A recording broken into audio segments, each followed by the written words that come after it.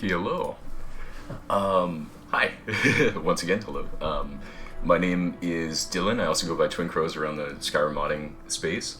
And today is the 11th episode of the Vanua development. So I've been building this for a number of hours on stream. It's been over 30 hours. And today should be the last episode. And so hopefully by the end of the stream, it's going to be 3 hours, but by the end of it, we will very hopefully have a complete dungeon. And that'll be really cool, because, I mean, it's going to be a full dungeon. You're going to be able to play through it once Beyond Skyrim Cyrodiil is released. And yeah, so that should be pretty sweet. Yeah. So I've just been doing some setup of my kit, so I might just... I think I'll just hop into it. And then if there's any issues later down the line, I'll just have to troubleshoot them later. But it's been about a month since I did my last stream. I do these streams every month. And my intention, if we complete this dungeon this month, is next month, I'm going to start another dungeon. And that's going to be probably in Beyond Skyrim Cyrodiil as well. But once we run out of dungeons in Beyond Skyrim Cyrodiil, I'll just go into... another one, right? I'll just pick up, I'll start to get into Black Marsh or anything like that. I'll get into those ones too. So there's really a limitless number of dungeons that we can go through. It just depends on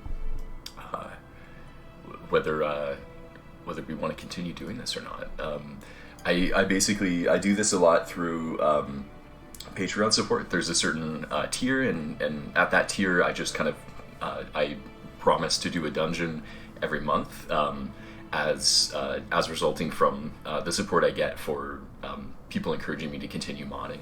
So thanks very much to everybody who is contributing, because that means that you know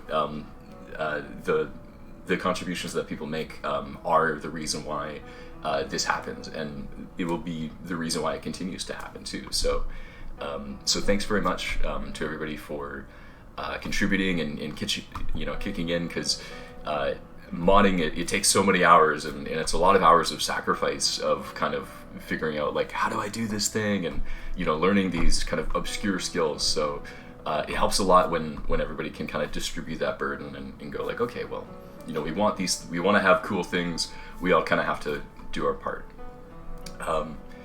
So yeah, and then very excited for the idea of doing kind of another season. If we think of Vanua as a season, the next one is going to be another dungeon, and I'm going to update my kit, because I haven't updated my Beyond Skyrim kit for several months, because usually when you're working on a dungeon, you don't want to update while you're working on it, because sometimes things go a little bit wonky.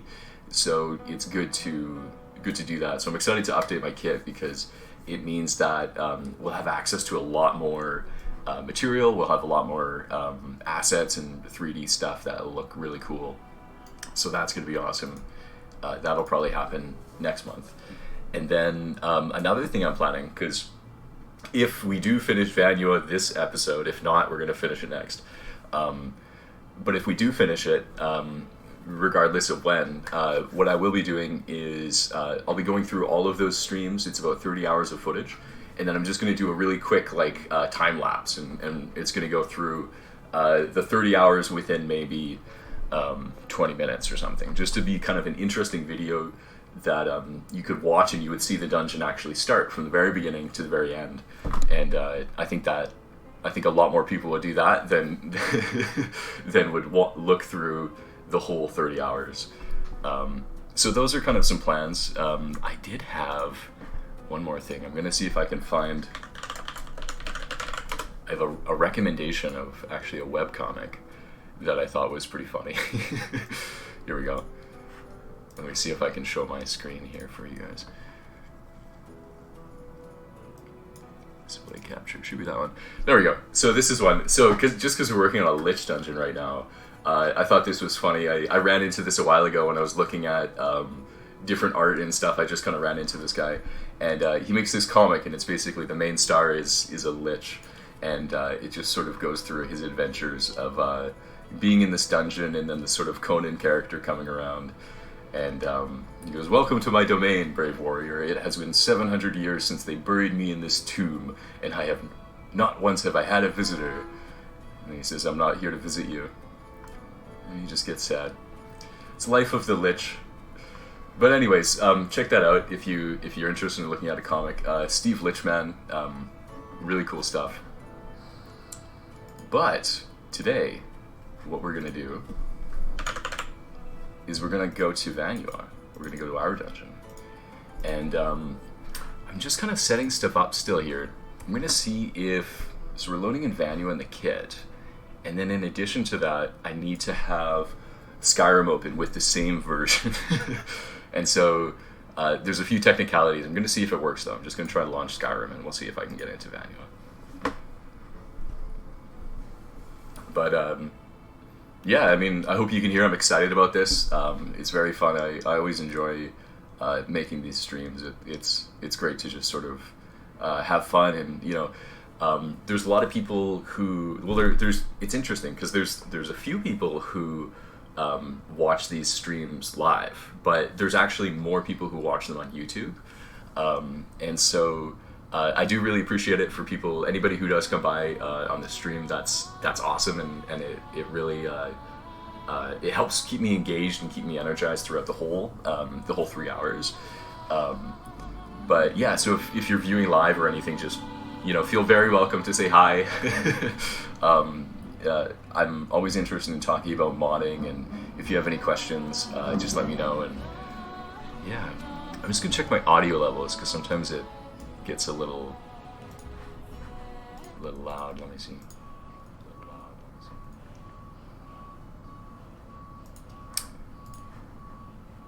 Okay, I think it's all right. I can't completely tell, but if anybody is watching and the audio is terrible, let me know, because otherwise I'll be very. If I find out in the YouTube video, I'm like, oh crap, I can't even hear myself, I'll be very upset. But so here we go. Let's see if we can get into Vanua.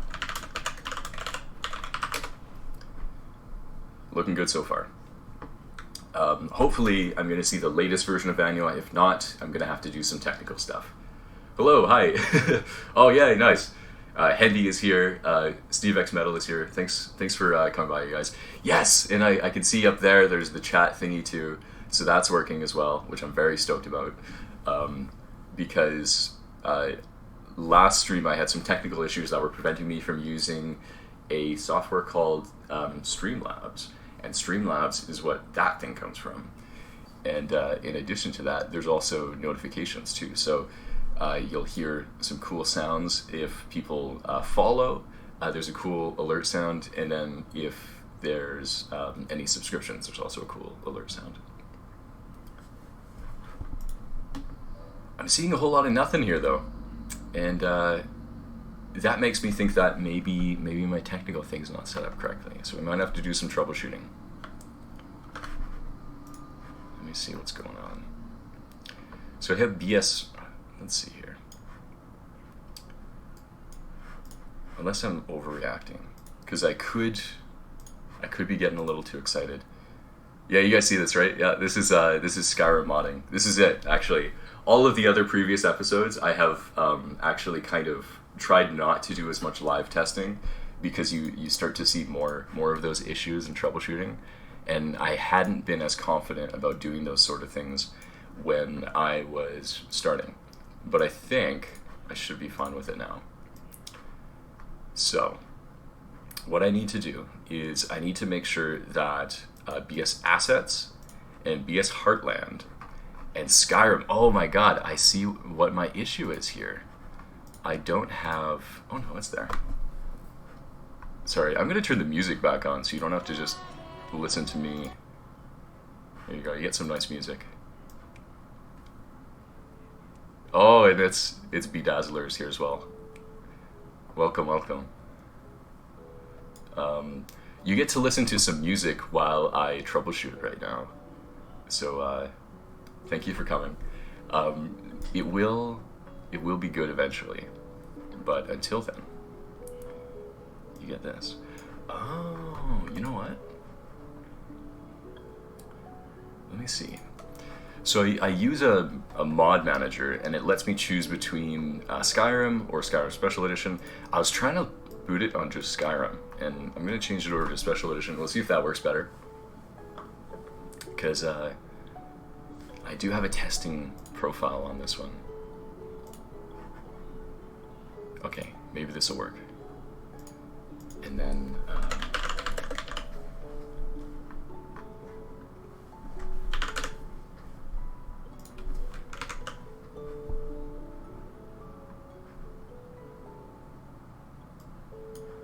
because I pretty much just need to get anything that's going to have the assets that I need.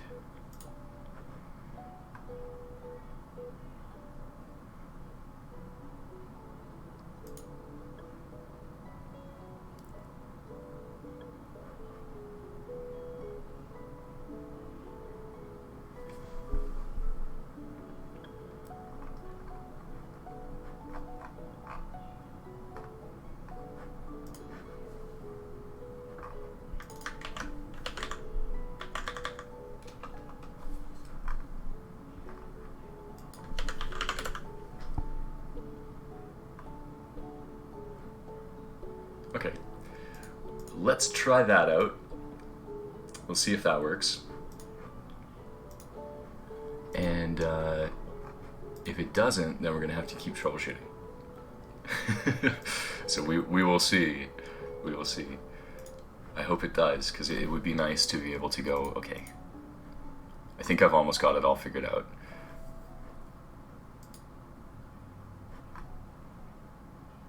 Yes, I think this is similar. I didn't exactly like take notes on how I had it set up beforehand, so I'm hoping that everything's the same as how I had it a month ago, but it has been a month, and I don't remember these things. But it is looking promising so far. Maybe this will be the one. Maybe this will do it. So. CSE CYR Vanua 01. Come on! Come on! Oh! There we go. I think this is going to do it. Oh wait, but I have my controller. Oh, I don't want to use my controller. Unplug my controller. I gotta reboot. I don't want to use controller. Okay. Just gotta wait for it. Okay, now I can reboot it. There we go.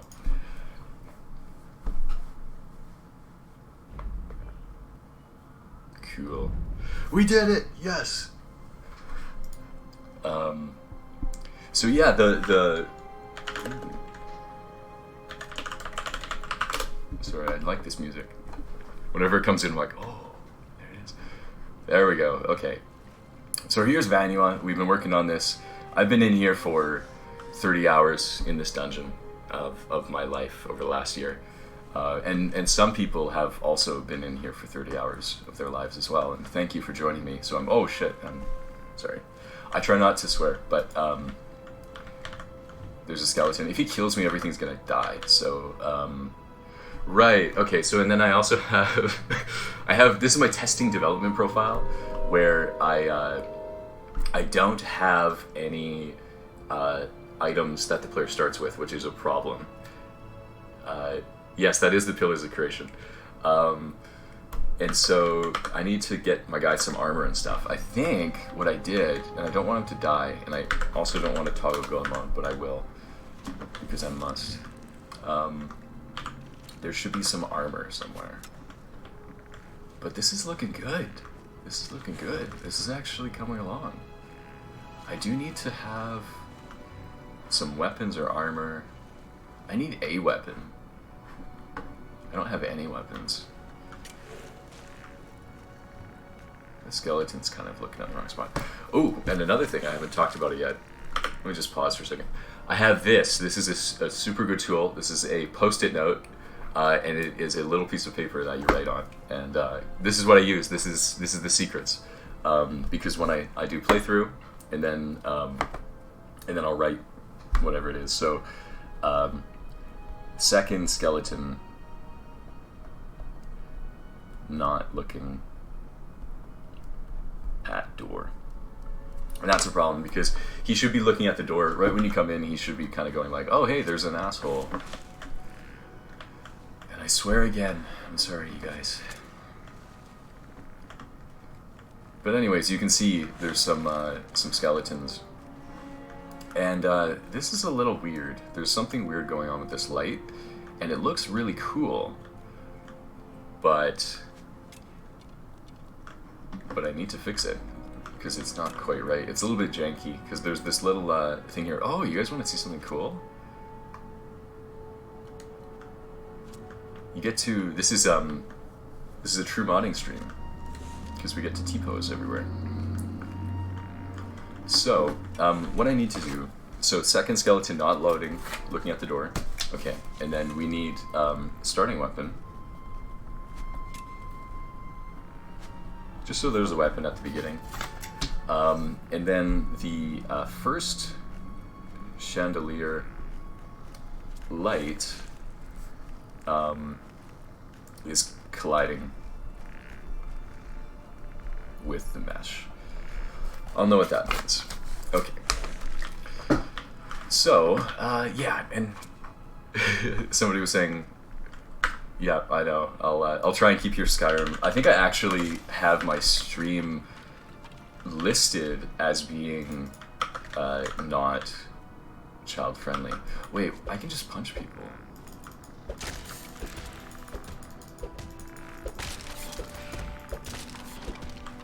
There we go. So I guess I can swear on my streams. I'll try not to, just because I think it makes it a little bit more fun. I don't know.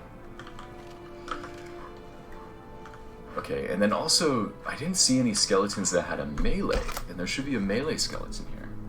So, place melee skeleton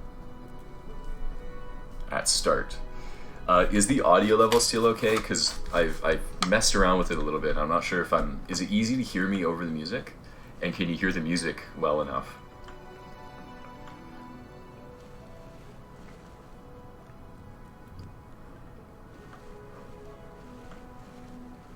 Audio's good? Alright. Thank you.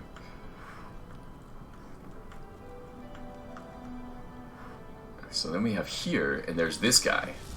This guy. And he... We have this guy too. This guy has some armor. Take your boots. Take all the armor. And, let's put this stuff on. We're gonna run through the whole level. I want to make sure as much as possible is here. We're not getting animations. Oh, baby. Alright. Skyrim modding's fun. Okay, so this is working. I'm happy with this so far. I'm going to turn God mode off now. Cool. So that was the first cell. We built that. We made that on stream. That whole thing from the beginning to the end. That was all created. And now we're going into the second room. I freaking love this place, man. This is so good. I'm so happy. It makes me so happy to walk through this. It's like you've made a painting and now you're walking through the painting. Oh my god, this is so cool. I'm gonna put some cool loot in here. We're gonna put some loot in the coffins. Second cell. Put loot in coffins. I've said a few times before on this stream that my favorite part of doing modding is when you pretty much built everything and you're just doing the finishing touches. And I think that's what's going to make this such a fun stream for me, is because I just get to look through and go like, oh yeah, I remember making that, and like, you know, like different chats with people while you're building it and everything. But yeah, this is going to be cool. You just get to place cool loot, walk around in like an area. Oh my god. It's so good. I love these roots coming out of the walls and everything. You kind of climb down. Some mud crabs kind of minding their own business. Yeah. Oh, this one doesn't. This one wants to eat me. His little claws. Kind of goes under the water. Oh, it's hard to see when he's under the water. There we go. Took care of him. have these little waterfalls, little bits of water coming in. This is a really cool area. I like this area a whole lot. Oh my god. Yeah, the crabs did give me a hard time last stream. I remember that. There was something about it. I can't remember what I was doing. But they were really difficult to kill, and I don't know why. Maybe I was punching them. Oh, there we go. They actually pack a punch, because this is a level 1 character. I always test on level 1 characters. Just because I believe every dungeon should be possible, though difficult, to do it at level 1. Just for fun. I don't remember placing wolves. Oh, I see. Okay, sorry. That is actually a mod that I had set up. This is a mod I've created. I've created this mod called Unlucky Loot, and what it does is when you pick up a soul gem, it has a chance for the soul gem to break, and it to summon some creatures. And so those were. I should have just disabled that. That's a mod that I created outside of the Odd Skyrim project.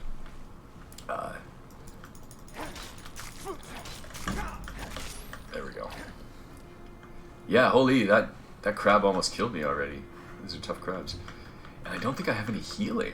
I have no way of healing, because one of my other... I gotta turn off my other mods, because I have... This is my testing profile. Yeah, it's a crossover episode between my personal mods, the ones that I create, and then the Beyond Skyrim mod, which is the big, huge project that has hundreds of people working on it.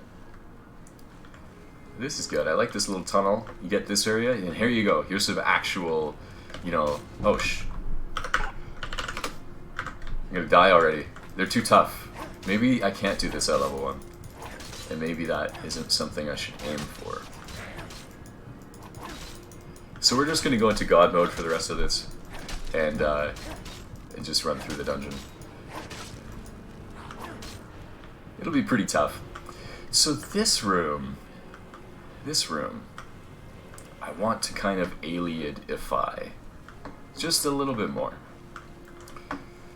Just so that those, these guys, these Aliad Pelinaga, these fellows, so that they don't look so out of place.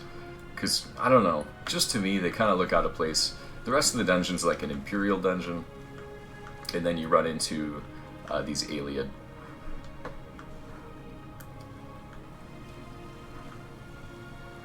So, I'm gonna see if I can do that. Add an Aliad prop to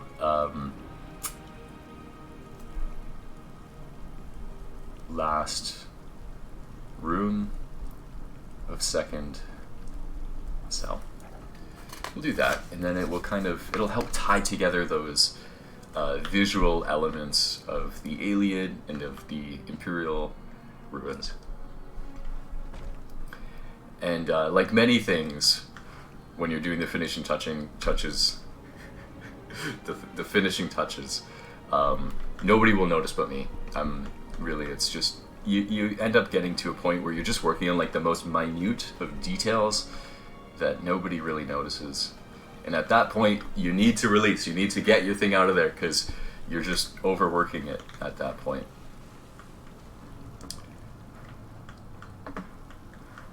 All right. This is cool. I like this a lot. Oh my god. It's so satisfying. And then here's the cool, this is a mushroom, this is the mushroom growing room where the Lich grows his mushrooms. Because as a few episodes ago in the stream, we were having a moment and chat convinced me to make this a mushroom room. I'm trying my best, but I think you guys in chat are bringing it out in me.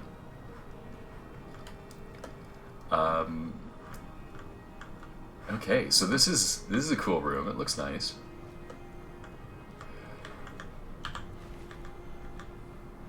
Some loot on the Aliad.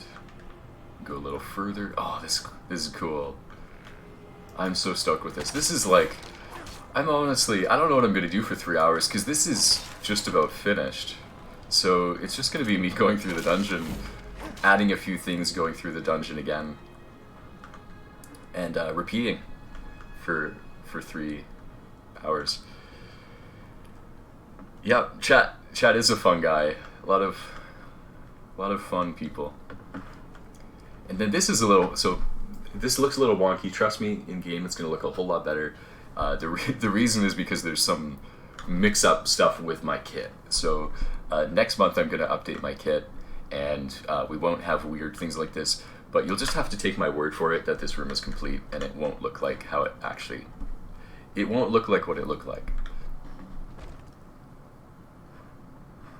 Okay. This is the boss room.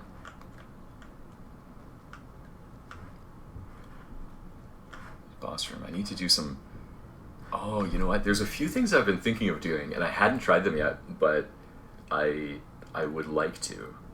There's some things you can do with sound effects, with a sound effect called a sting.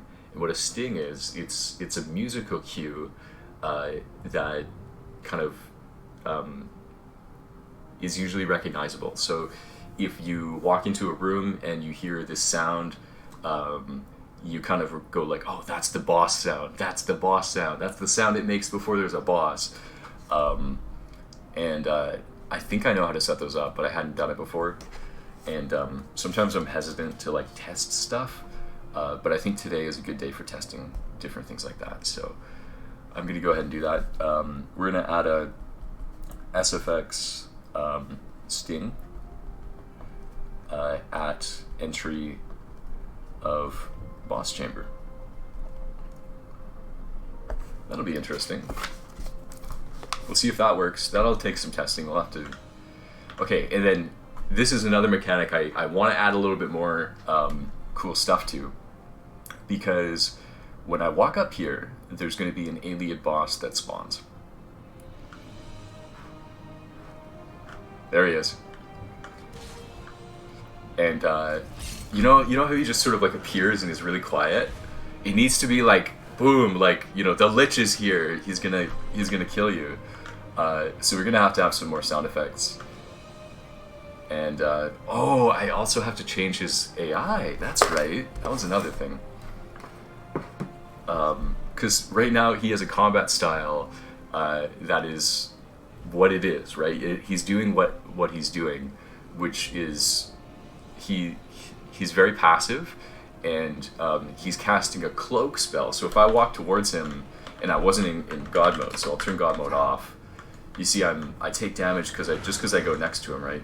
But he's not actually like attacking me. So Lich boss, give him some attack combat style and spells. So that'll be cool. We might actually get to choose the spells that this Lich has, which is pretty awesome.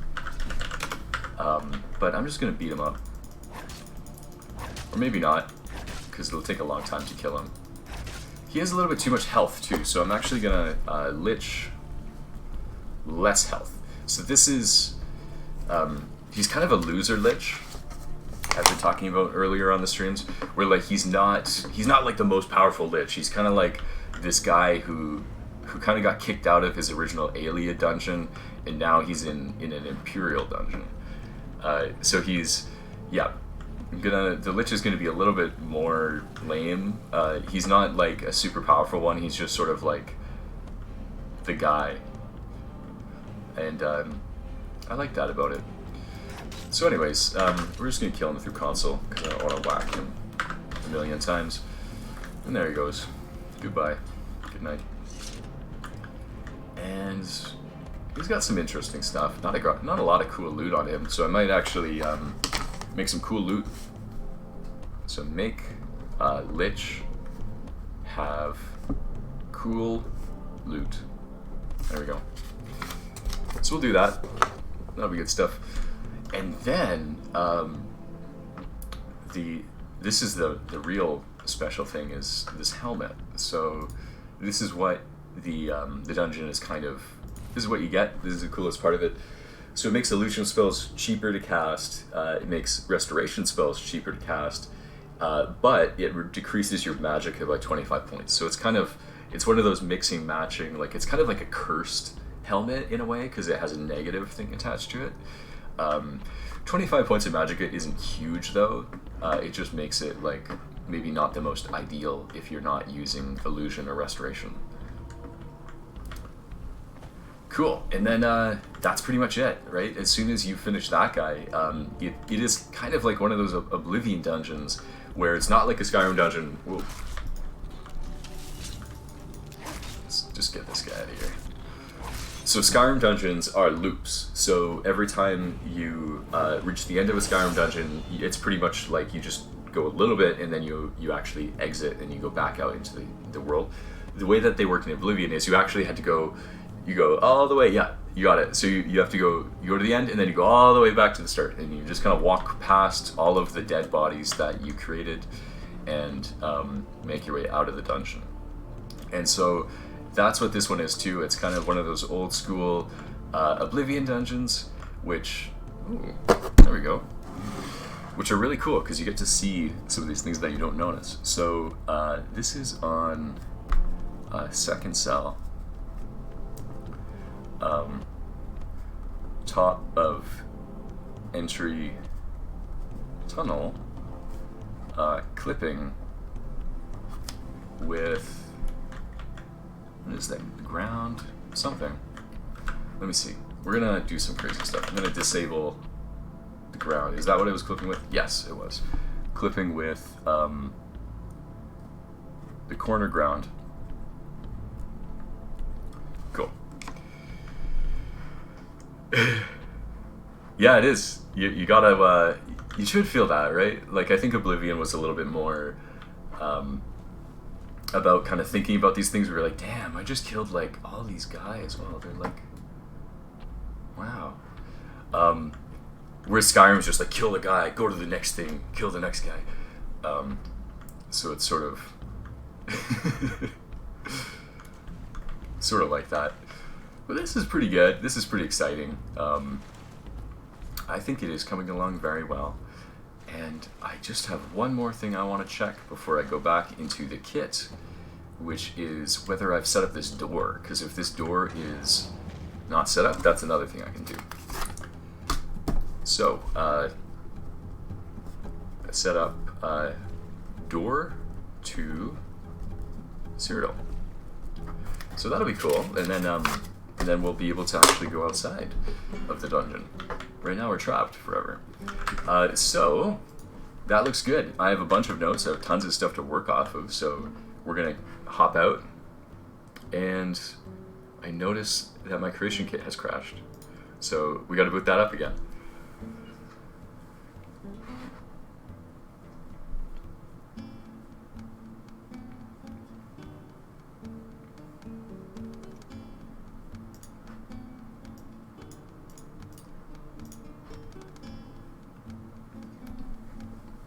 Thanks, Todd.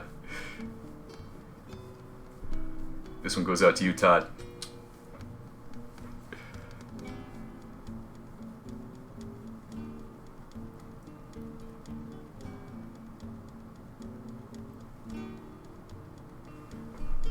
I see. So that usually, it takes like 5 minutes to load, so I'm going to see if I can pull something interesting out for us.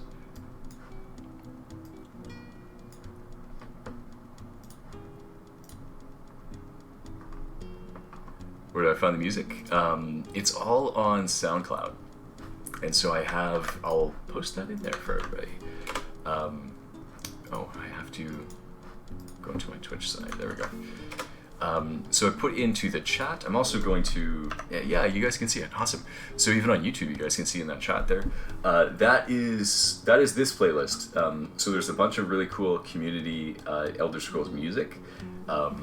That people have created. It's all, it's all public. It's all just made for, by different bands and different people who have, a lot of people really like the musical style of Elder Scrolls stuff. So, and it has a huge fandom. There's tons of people who are into it. So, it's a great great community. There's tons of people who make really cool covers of Morrowind or other things like that. This one is actually a cover of the Elder Scrolls Arena character creation music. So Elder Scrolls Arena I love talking about because it was the last Elder Scrolls game that was a roguelike. Because they used to be roguelikes where they had these procedurally, these randomly generated dungeons. It wasn't like in Morrowind or Redguard where the dungeons were actually made and kind of curated by a person. Like what I'm doing here, right, where I'm actually building the dungeon and setting the scene. In Arena, they were actually randomly generated. And Arena is a fascinating game. I always talk about it where it's like Desert Bus, if you ever heard of that game, where it's like it's literally like you play the game and you're driving, one direction for 30 hours or something. It's a really long game. And Arena was kind of like that, where you could literally, if you want to go from one end of the world to the other, you could walk through it, and the game world is randomly generated. And so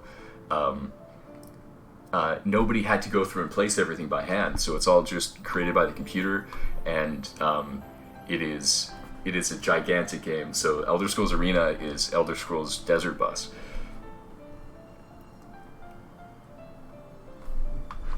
Alright, I think it's actually loaded up. That was pretty quick, actually.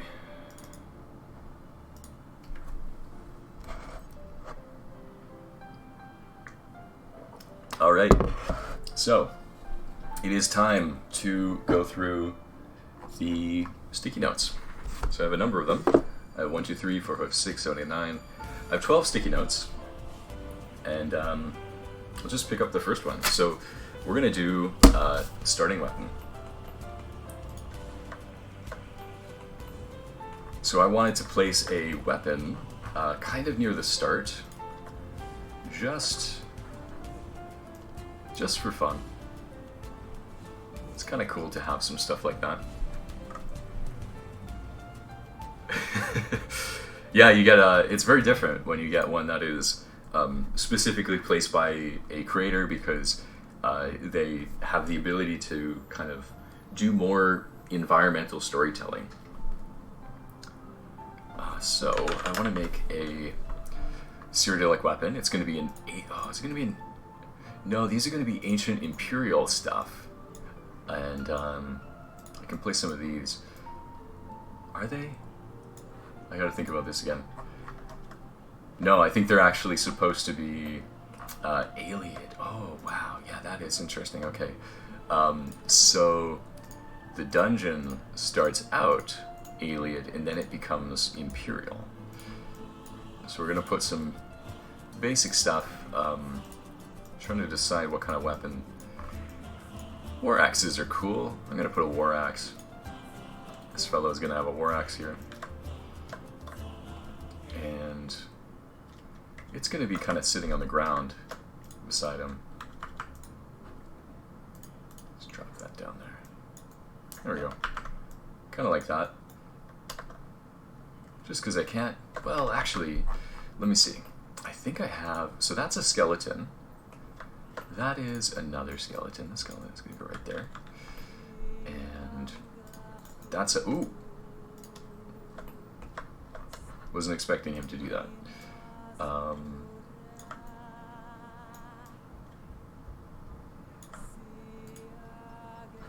I feel like nobody buries people face down. Oh, I gotta reset this guy.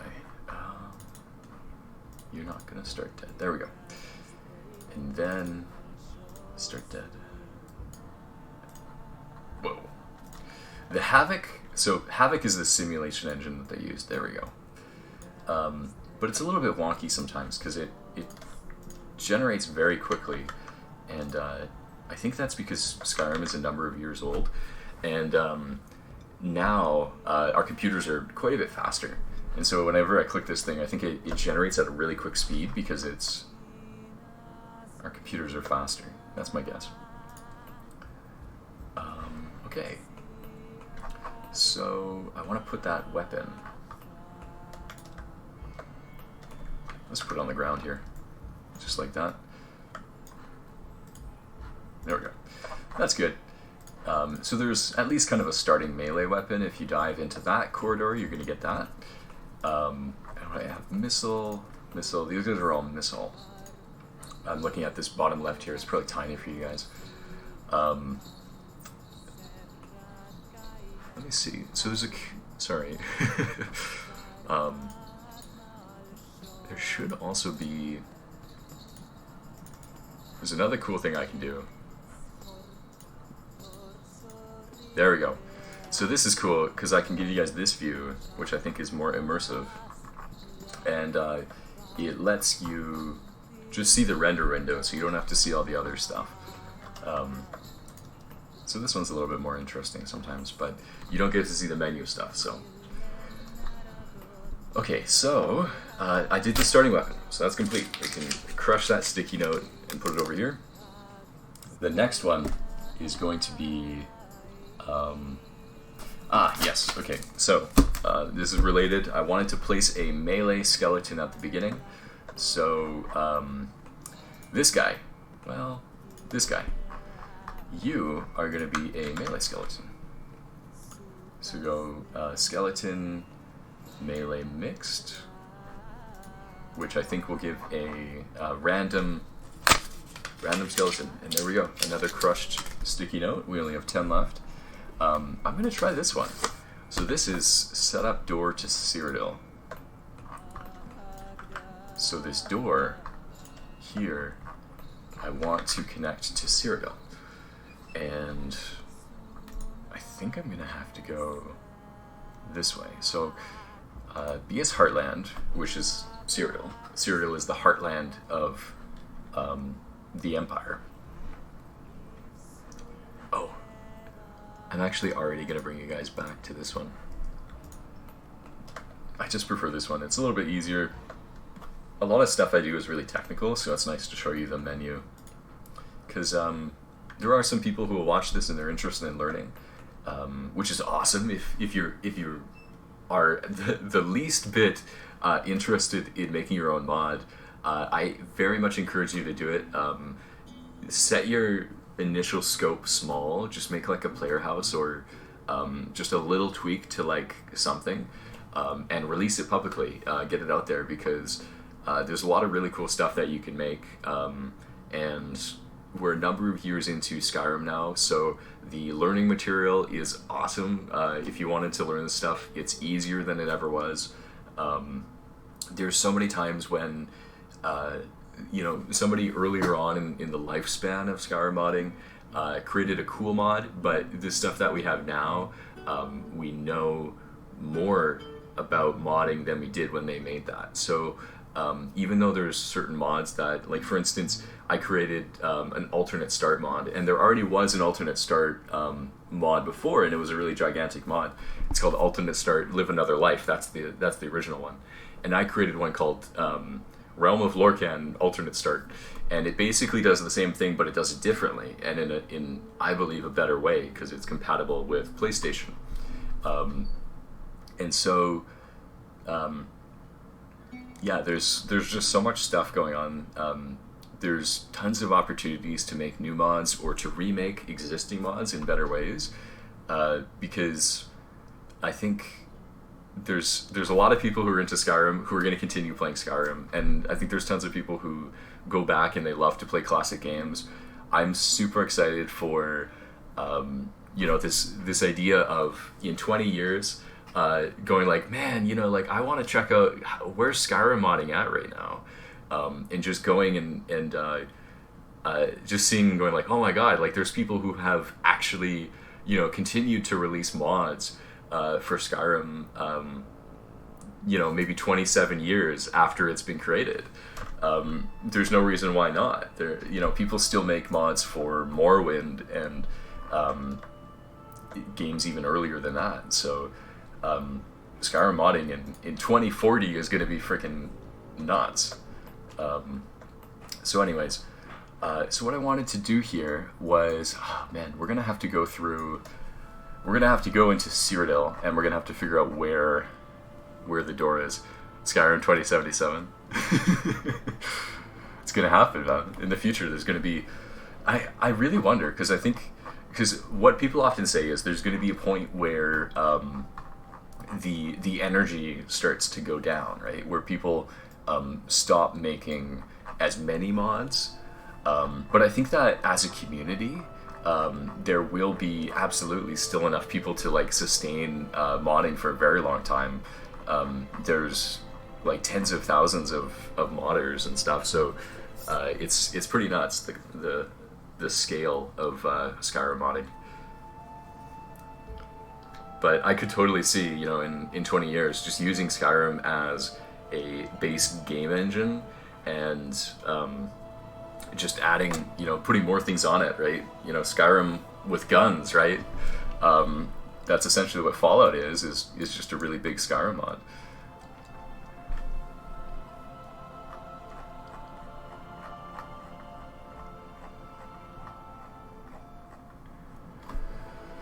Okay, so I need to figure out which of these names is what I'm looking for, because it's tough sometimes.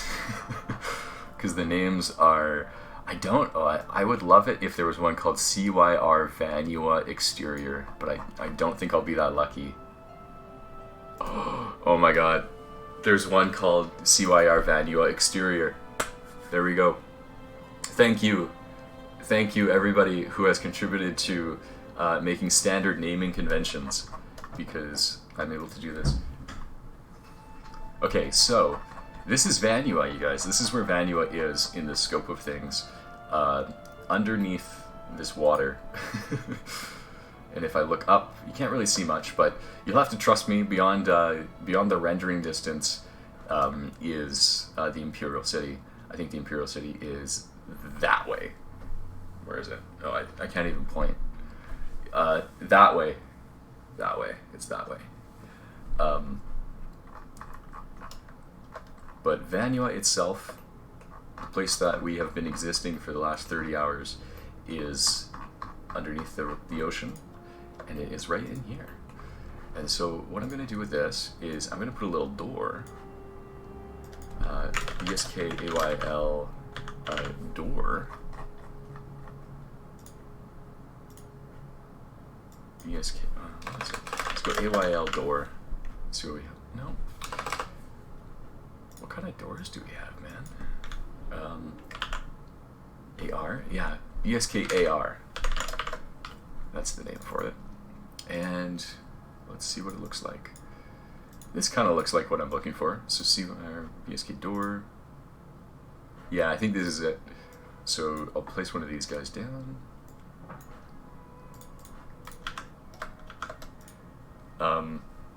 Do you know if there's going to be a quest that leads to the dungeon, or do people just have to stumble upon it? This is, I like this one because it's one of those ones where you just stumble upon it. And a lot of times the dungeons that I pick, I'll try and pick one that doesn't necessarily have a quest involved, because a lot of times that takes a lot more collaboration. And for me to stream these things, it would just be really technically difficult for me to stream kind of collaborative projects. So I usually just kind of pick a solo project to stream. And so this one, I don't think it has any quests currently involved. But it might, I don't know, I'm not sure. So, I think that should do it. I think that should give us the door we need. And then if I go inside, it's going to be, this is the other side of the door, so this is where you pop out. If you go through it, you're going to go right there. And I am unsure of how it will deal with companions, because if this dungeon itself is underwater, and Skyrim companions I don't think they go through water, so your companion may or may not follow you here. This might be a solo dungeon. I'm not quite sure how it'll work. There are some other people on the team, as well as I'm capable of doing this kind of thing where you're on the implementation team, and what the implementation team does is they go through different things, different tasks, and they make sure that they're all technically compliant, so that they're all technically working how they need to. And so, for instance, this dungeon, if it was the stage that it's in right now, is called First Pass, and it's pretty much when whoever the level designer is, they go through the dungeon the first time in order to create as much of it as they can. And then there's a second pass, and then it kind of keeps going through the second pass, and you might get a third or fourth pass if it still needs more work. But usually second pass is kind of when you get into more of those technical elements. So, yeah. So, set up the door to Cyrodiil. That one is good. And then I have some other stuff. So I have another one. Another sticky note. The first chandelier, the light is colliding with the mesh.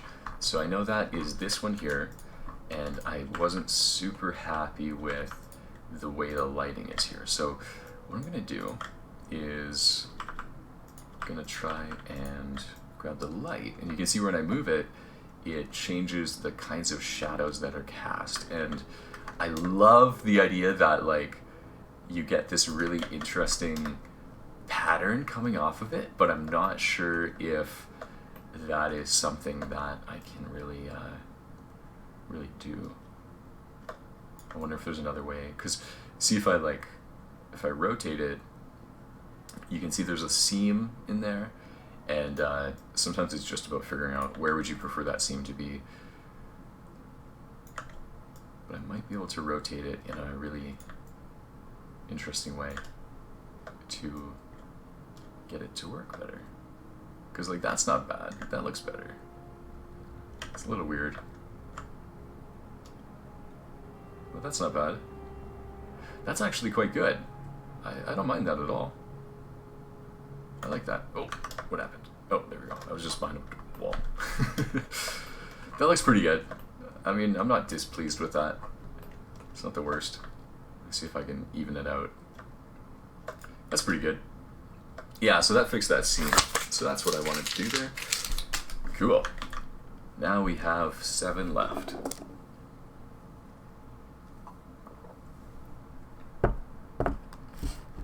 It's not symmetrical. Is it though? Is it? It's a little bit off, hey? Let's see. You are right. It's not totally symmetrical.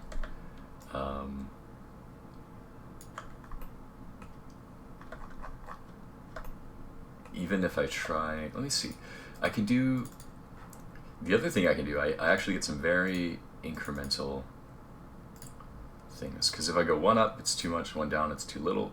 So I can go 4, 7, or 6, 7. Let's try 6, 6, 9. As long as it's not too bad. Because that's the thing, because it's always interesting, because, sorry, 1 second, I'm just going to cough. Just going to clear my throat. Let me mute my...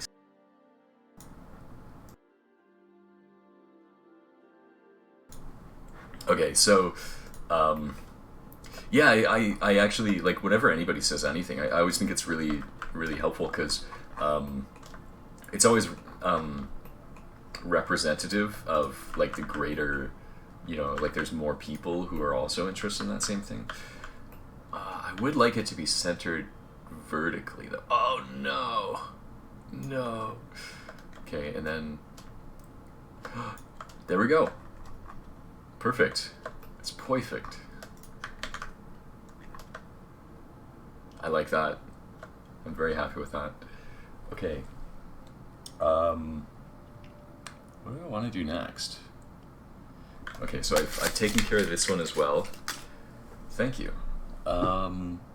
So next one, we're getting into some really cool ones now. I'm going to do this one. So this one says, add an alien prop to last room of second cell. So I have to go to second Vanua cell.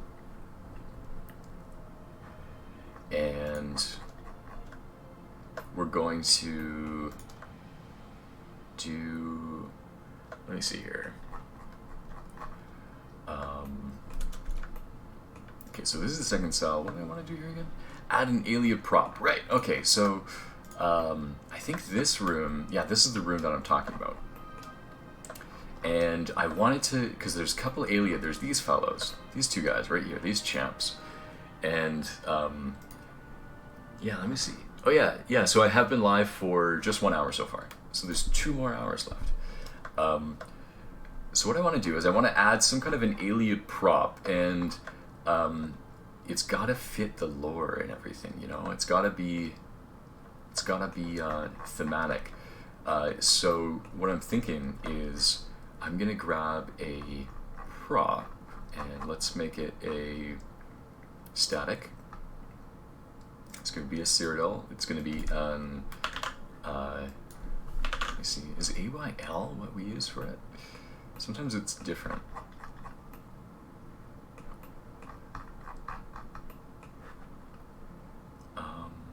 Let's go architecture. You are indeed a bastard. There we go. That's a lucky one too. That's one of the Todd Howard voice lines. He had a few voice lines for Oblivion debug stuff that was hidden in the game.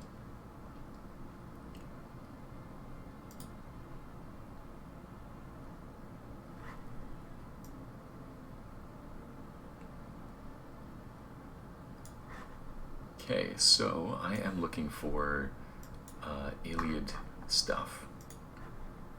There we go. Got some Iliad interesting things. So it is kind of a imperial area.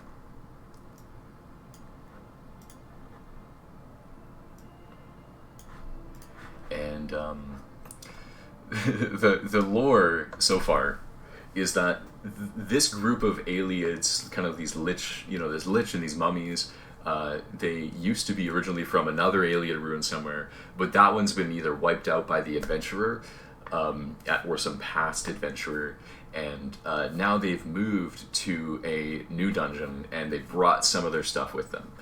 And so I think one of the great things that I could do, one of the cool ones, is I could set up a Varlus, or a stone.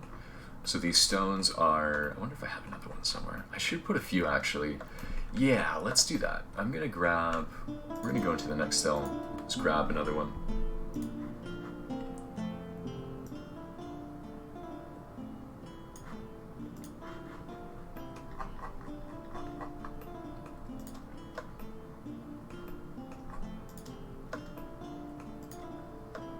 There we go, these things. I want to grab these ones. These are cool. So this one is kind of a light, and I think that's pretty awesome. Grab that. So it's kind of an alien light. Yeah, I really like this one because it's an alien light built out of imperial material.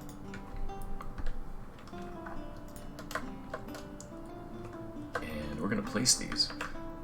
Put a couple, maybe 1 or 2 in here. Just kind of, let me see. I'm kind of tempted to put one like right in the middle, but I also placed some kind of room thingies. There's a big kind of boulder right there. So I might put it like around here. I'll probably do 2 of them.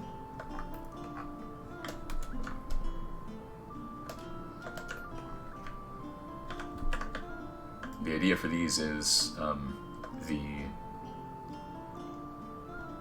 these alien mummies and stuff would have brought a few things with them into their new place.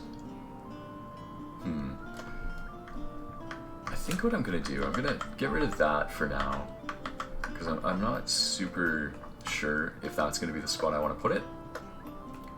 I've also been thinking about this area too.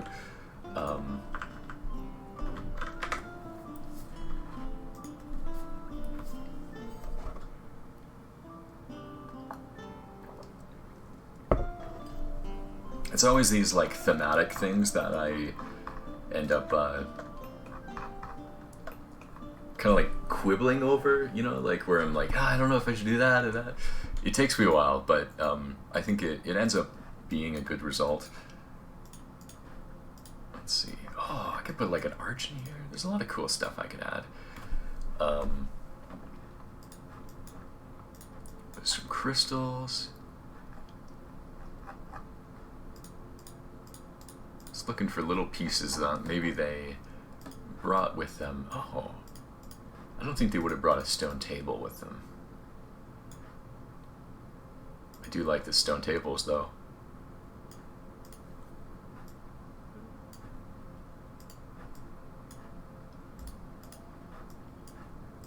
These are really nice. These are actually very nice. I don't know if I've looked through these. There's some beds. I mean, that's awesome. Those are just things that I didn't add into this dungeon, but I should absolutely add into some other ones.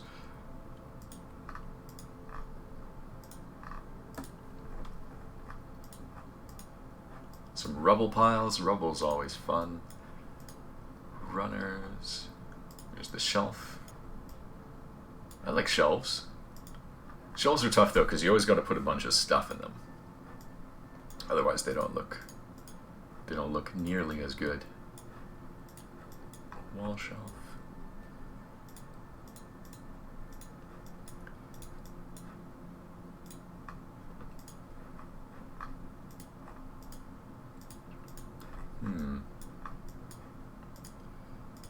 Kind of looking for just kind of like something interesting that I could put in here that would make it really like mark it as, you know, oh, there's aliens here, but it might be good how it is.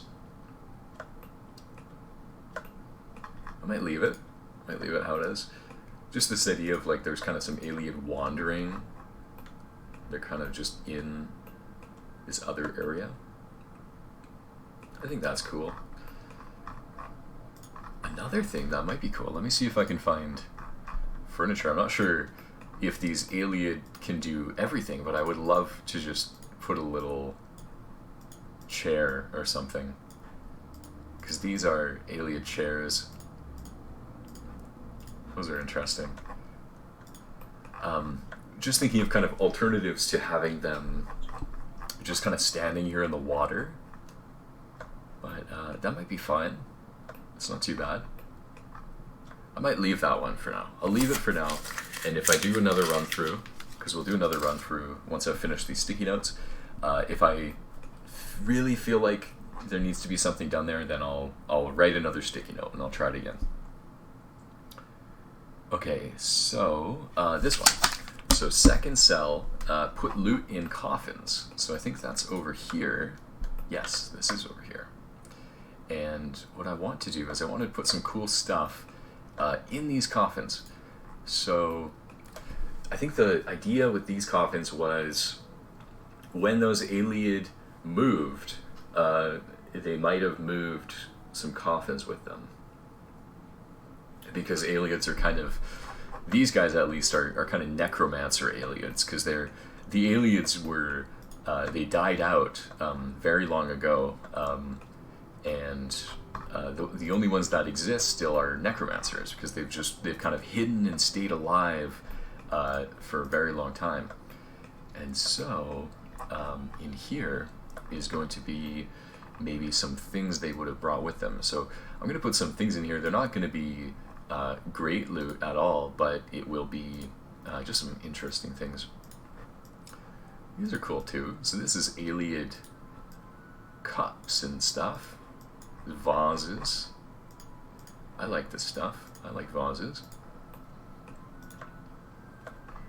Cool thing about these ones too, I think, is they're actually worth a bit. Yeah, they're worth 40. And so they're actually worth picking up. I might stick some of those a little bit later somewhere.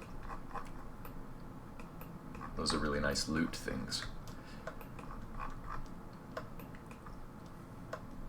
And then yeah, you can collect them. Really cool stuff like that. I know in Morrowind, when I played Morrowind, one of the first times I played it on Xbox, and I went around to the tombs, because there's all these tombs in Morrowind, and they're really cool and like creepy, and they had these little idols. There were these idols that were like that tall in the game, and I would collect them. I'd pick them up, and then I end up having like kind of a house, and I displayed those idols in my Morrowind house.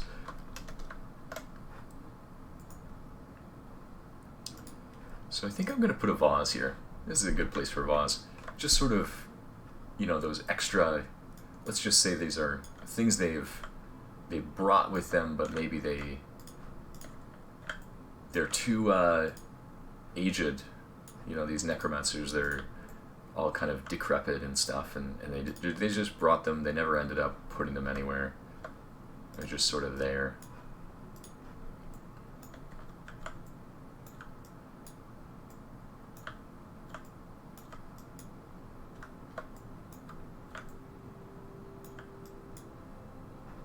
It's like me after I move house and I still have my my things kind of just around. It's like, yeah, I haven't really organized it. That's what I imagine these liches and stuff are like. They brought it over and they're like, it doesn't matter. Let's just put it there. Alright. So we got a vase. I'm happy with a vase being there. And I might put a vase later on somewhere. Just kind of cool things. I like the idea of like rewarding the player if they decide they want to search every nook and cranny. Like there might be, you know, something neat just to check out.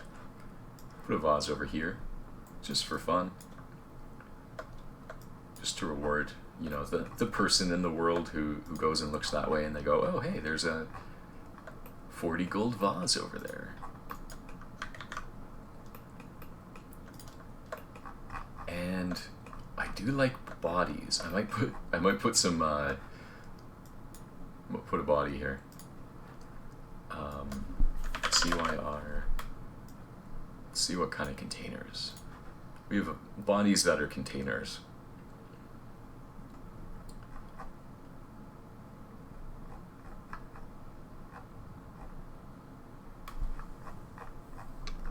So treasure. I'm kind of looking for a skeleton.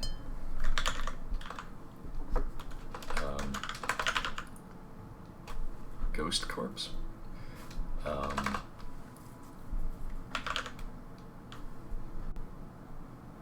think what I might need to do is actually just take an Aliad, take like a tier 1 skeleton. So I'll take this melee skeleton here. And just do the starts dead modifier. And then I hit the havoc button, and then he falls over. And of course, he needs to face the right way. Oh god. My friend, what is happening? Oh boy. Okay, there we go. Almost. There we go, that's decent. So there's going to be a skeleton in that one. There's a vase over there. Rags are sometimes fun. I might see if there's some Cyrodiil rags. There's bloody rag. Not quite bloody. Let's see what kind of alien miscellaneous. Yeah, just those vases and stuff. There's an alien skull, which is kind of cool. They're like elongated skulls. They kind of they're definitely like more elf than what the elves of Skyrim look like, which is kind of interesting. They're like super elves. Cool, that's pretty good. And then what do I want to put in here? I might put a stone or something, because I have one skeleton there. Vase.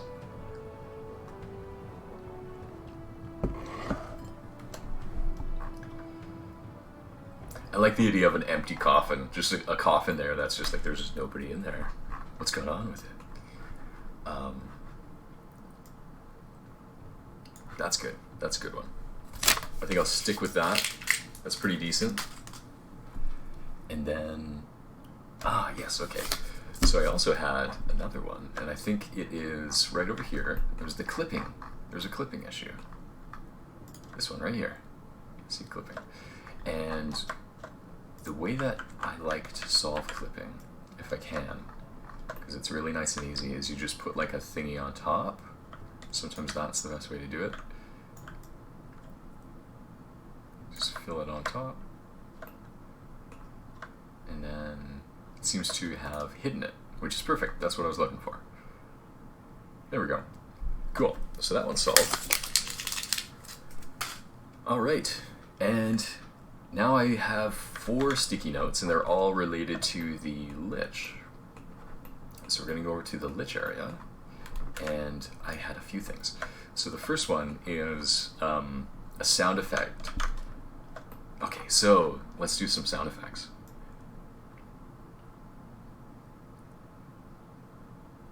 Just gotta find, I think it may be a special effect. There's some really cool stuff we can do here, and I am pretty excited to do things like that. Image space. Alien loot, alien image space. These are interesting. I haven't experimented with image spaces too much, and I'd like to, because there's a lot of things you can do with it. I'm just gonna open my door because it gets very warm in my room.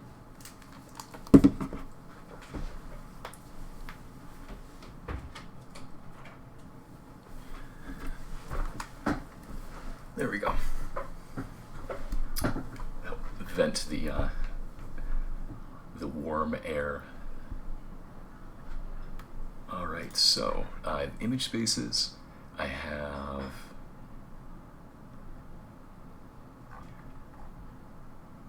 where are sounds?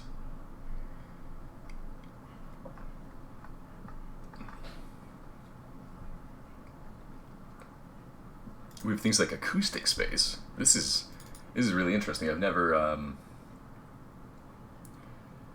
I haven't tested this kind of stuff too much, but I think acoustic spaces are set in here.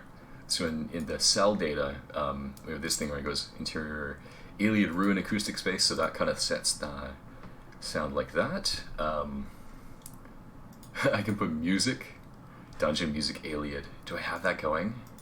I hope I do. I do. Nice. Okay. So there's 3 music Iliad. Music reward Iliad. Music reward Iliad. What? What does that sound like? I want to hear it. It's a single track music reward Iliad. I mean, you're not getting rewarded when you fight the boss, but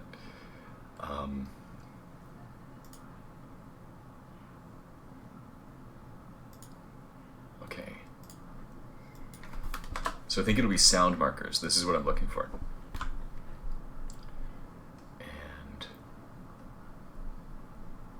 oh, that'd be interesting. So like when, yeah, I would have to set up, for any of this stuff, this is like general programming, is you have a trigger and then you have an action. And so if I wanted to do anything where it's like on death, I would just go, okay, I have to set up a trigger for when he dies, it does this thing. We have some ambient. I like this stuff too. Ambient stuff's really cool because it really adds to that feeling when you're walking through. But I am looking for a few things. So FST is footstep. I don't want those FX. So this is kind of what I'm looking for, I think. FX. No, there's only a few of those. Like magic, music, NPC sounds. Those ones come from NPCs. Objects, interesting. Physics, quest sounds, traps, UI, voices, weapons.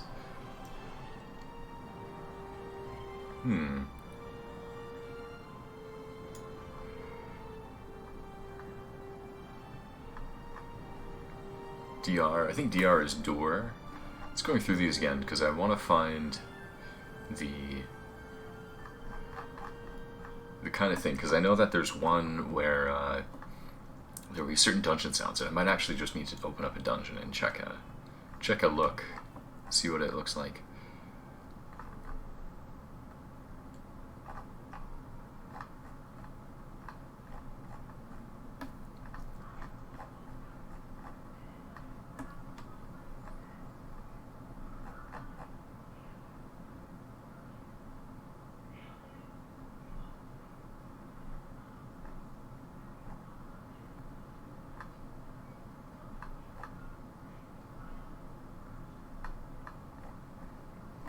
Okay, so I've gone through the list 2 times. I couldn't find exactly what I was looking for. So, let me see.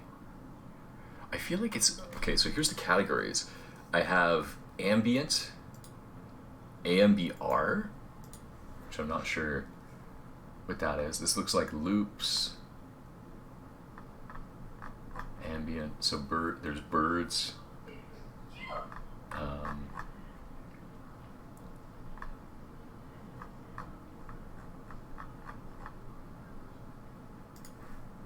Ambient. Footsteps, magic, music. Might be music. Nope.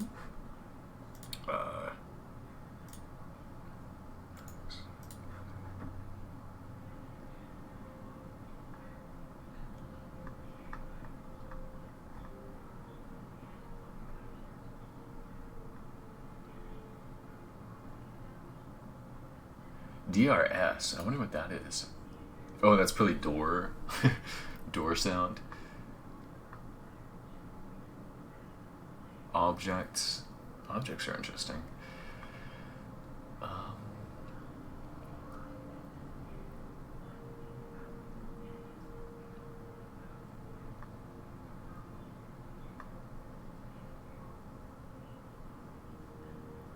Quests.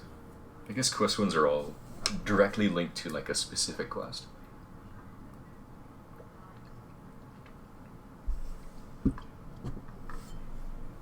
It might be quest though, because sometimes it actually is related to kind of like a quest stage. So when you hit a stage, it does a certain thing. But I'm kind of looking for some generic sounds.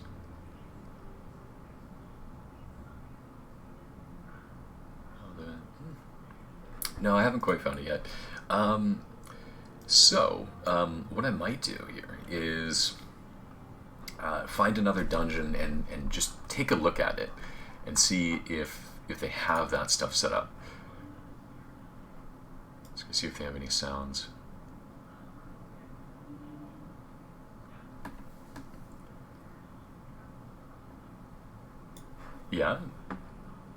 Yeah, that's kind of that is kind of what I'm looking for, is where those sound effects are.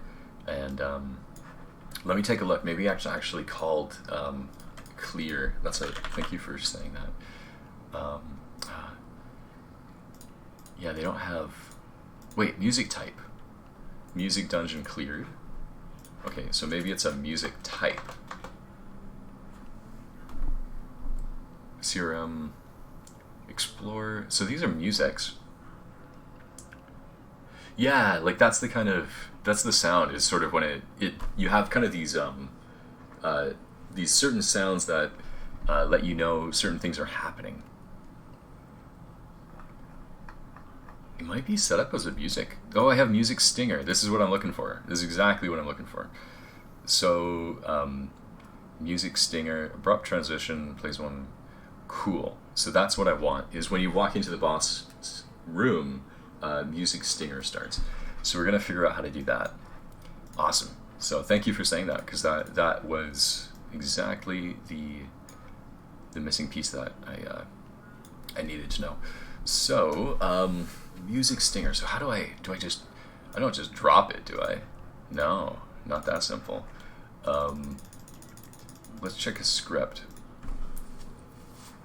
Otherwise, I might actually just I might just Google a guide real quick and see if somebody has a really simple... Let's try that. It might be simple that way.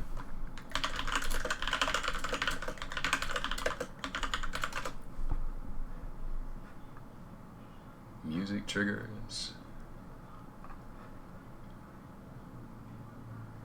Somebody has a tutorial for Fallout 4. Let's see. Music. Okay, so this is kind of what I'm looking for. Default add music on activate. I think that's exactly what I'm looking for because I'm wanting that. So let's give that a shot. So add music on activate, and then the music is going to be CYR.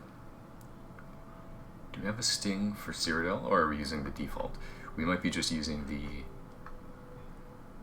default music stinger. Let's give that a shot. So I have a trigger volume. What the trigger volume is going to do is trigger type 0.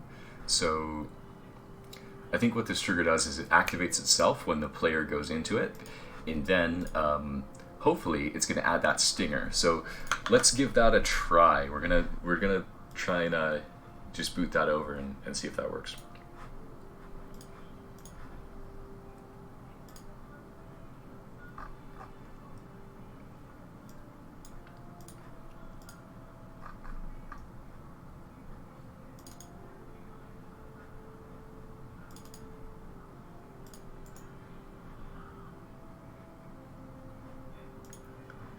So I'm just doing my process for bringing over the file from over here on my creation kit over to Vortex, and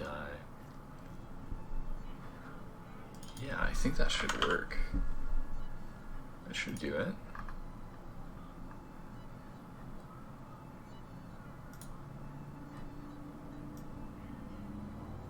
Give that a shot. Maybe that'll work. Maybe it won't. We will see. Hopefully it works.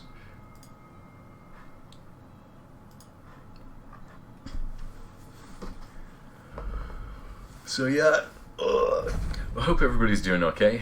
It's kind of it's COVID winter. We're all in quarantine for winter, pretty much around the world. But I have been spending a lot more time doing development stuff, which is good. I had a mod I wanted to get out. Let me turn all of these things off.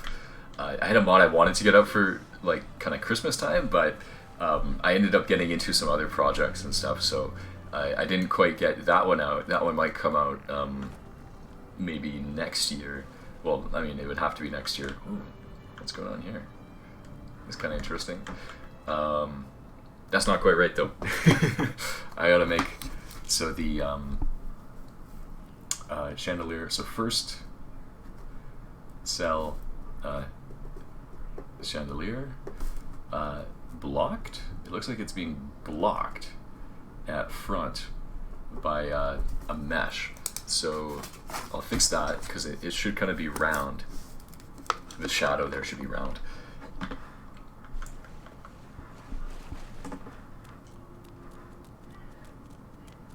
So I'm just going to run through everything. I have AI combat detection off, so none of the skeletons are going to be angry at me. I am just a fellow Lich walking through the dungeon. This is cool. I like this. The skeleton. Oh, his head fell off. Everything fell off. That's just how it is.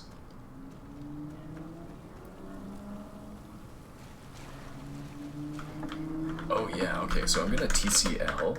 This is how I'm gonna get up there. I'm just gonna go through the wall. It's right up there. And C.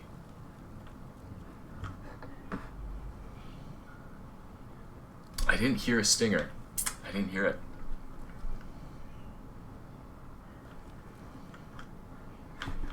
Yeah, I don't think I heard it. So I don't think the way that I have it set up worked correctly. So I got to test it a little bit differently. So cool. So that's good though, because if you test something and you get a failure, that's still good. So that works. So enable, disable linked ref, and right now I have a linked ref which is just directly the Lich, which is pretty good. That's a good way to do it. I might make another X marker, because sometimes you can do these things in a really cool way. So I'm gonna go X marker right here, and then this one's going to be called Lich boss marker enable. Enable, yeah. So what this one is going to do, I'm going to kind of split this off. So I'm not linking to the Lich. I'm actually going to enable this thing, and it's called the Lich boss marker enable. And then the Lich, I'm going to make you have something called an enable parent, which is the marker here. So what that does is, for the Lich, he will be the same enabled state as his parent, and his parent is that marker. So right now the marker is going to start disabled, so the Lich will also start disabled, and this thing here, when it activates, it's going to enable disable the linked ref. It's going to enable the parent. When the parent is enabled, the Lich will enable. And then I'm going to remove this one as well. So add music on activate. So that one, I'm going to get rid of that one on there, and I'm going to start messing around on this guy instead. So you, the Lich boss marker enable, I'm going to see if there's any activate on enable kind of thing. So default activate toggle linked ref, default activate self. So default script that simply activates self when player enters trigger. That might be the same thing I'm looking for. Enable linked ref on activate. So that's the one that I had before.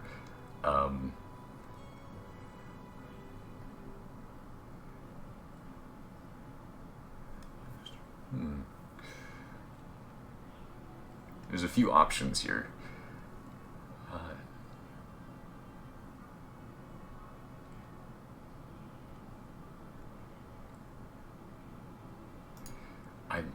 I really want to use this add music on activate. I think that one's a really nice one, and I am kind of confused why that one did not work. Let me try it again. So default add music. Add music on activate. So there's that one, and then that one. So default add music on activate and default add music script. I'm going to try this one. We'll see if that works. Then the music's going to be music stinger. There we go. Try that out. Let's see if that one works. Save. And let's bring it over again.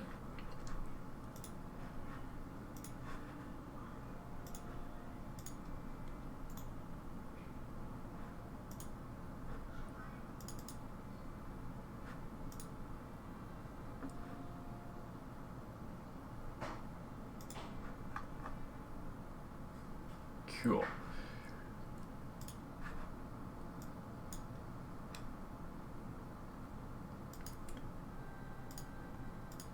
All right.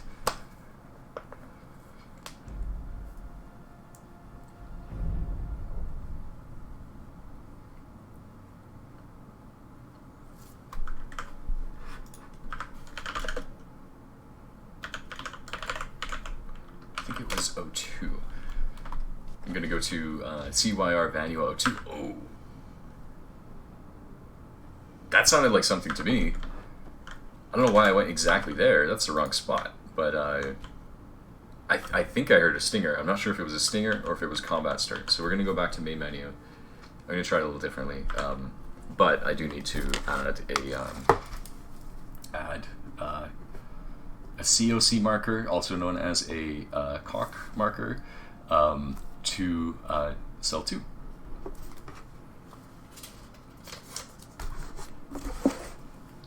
We're going to do that. CYR Vanua 01. And I'm going to go toggle detection, and I'm going to go toggle collision. And we're just going to fly through the wall and go straight to where we want to go.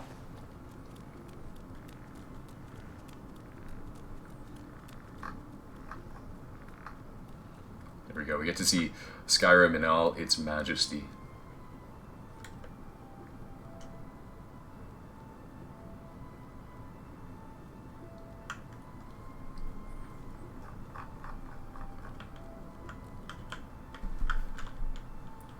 Okay, so now I'm going to turn collision on. And, 1 second.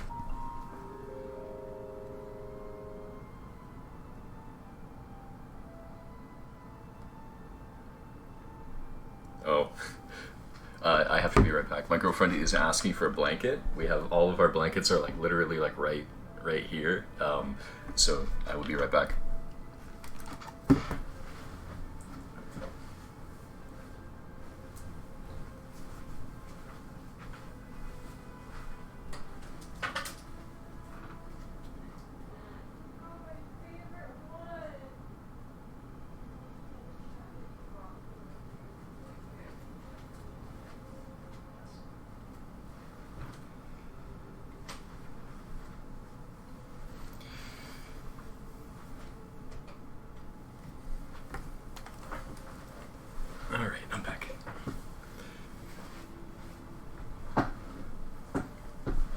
She told me to tell you that I brought her favorite blanket and that she's happy.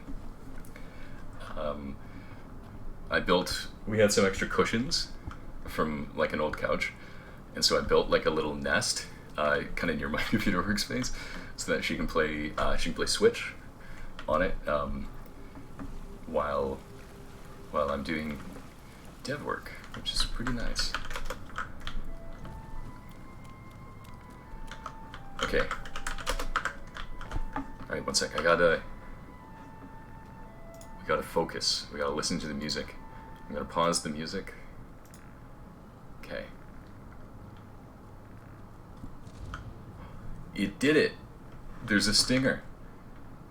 It did it. It did it. Alright. It works. Okay, cool. I'm stoked because that it actually did the thing I was hoping it would do.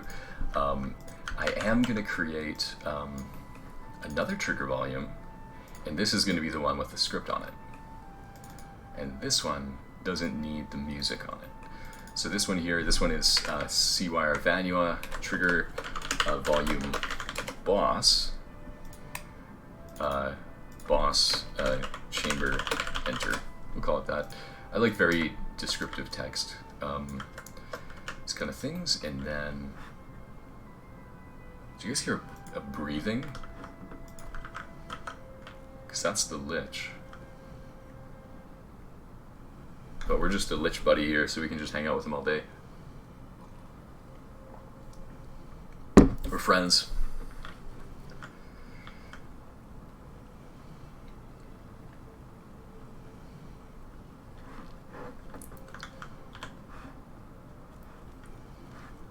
Alright, so what I was thinking is, right around here, as soon as you enter, it's going to do that stinger, just so you know, like, there's going to be, you know, this is a special chamber, there's something crazy about this chamber.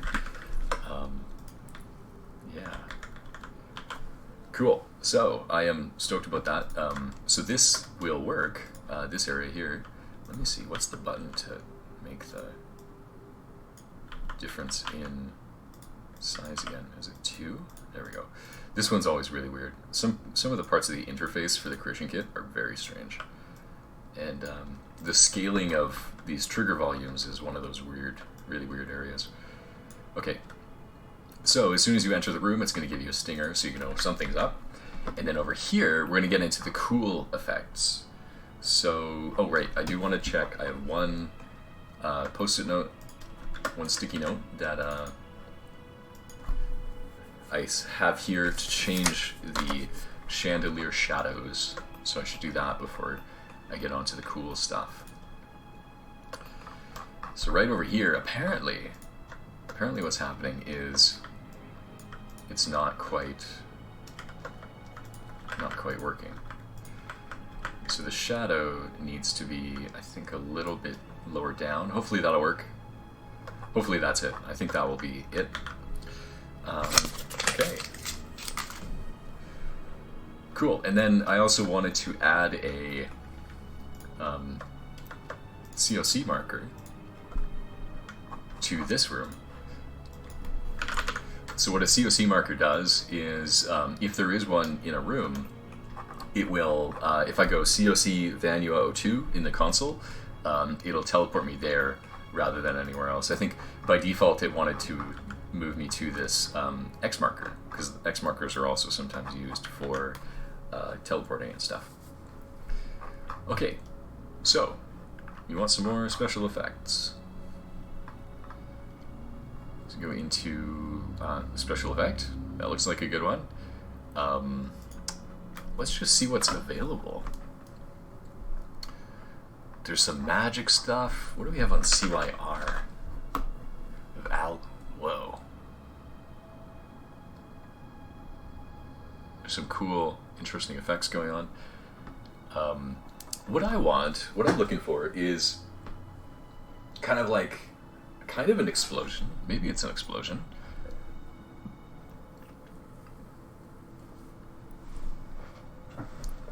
Could be an explosion. It could be an image space modifier. These are kind of cool. Probably not a projectile. Kind of looking for and this is kind of getting into the areas that I'm actually learning this stuff, which is really cool. I love it when I get into stuff where it's like, oh wow, I've actually never done that before. This is something where I get to really learn and enhance my abilities. I am the kind of person who's like, I would love to be modding Skyrim and still kind of creating stuff, on a monthly basis kind of thing, in 10 years. Like, I think that'd be freaking cool, just taking three hours out of every month, and spending some time in Skyrim, learning some new stuff, making some new things. I think it's something that many people would enjoy, the kind of stuff we can make. Okay, so trigger volume, we're going to do that. The other thing I can do is I could do two things, because we could do a trigger where when the Alien Lich dies, the effect goes away. Because there's, if I go over to, there's Movable Statics, and there's a lot of effects that are in this area. So for instance, this thingy is kind of cool. It's an Alien well.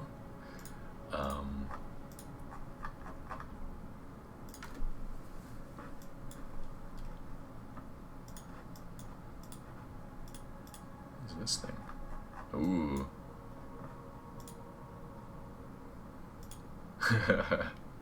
That's interesting. It's like a portal that you can do. But I think it has a few things that I don't quite know how to do. So I got to pick something that's within my abilities, but kind of still quite interesting. Oh, this is cool. I wouldn't use this here, but there's like these white petals. I love petal effects. I actually use them a lot in different areas. Petals are awesome. Well, I mean, we have this one. Maybe I won't use a CYR effect. Do we have any BSK effects? Oh, we do. Very cool. Some skulls. Fire. Ooh. That's another option, is kind of just turning the fire on or off. Some moats.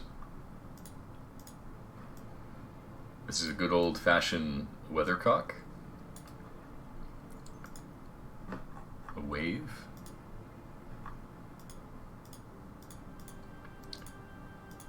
I gotta be very creative. Gotta find the right thing that we want to do here. Oh, there's a spider web with a spider in it. That's great.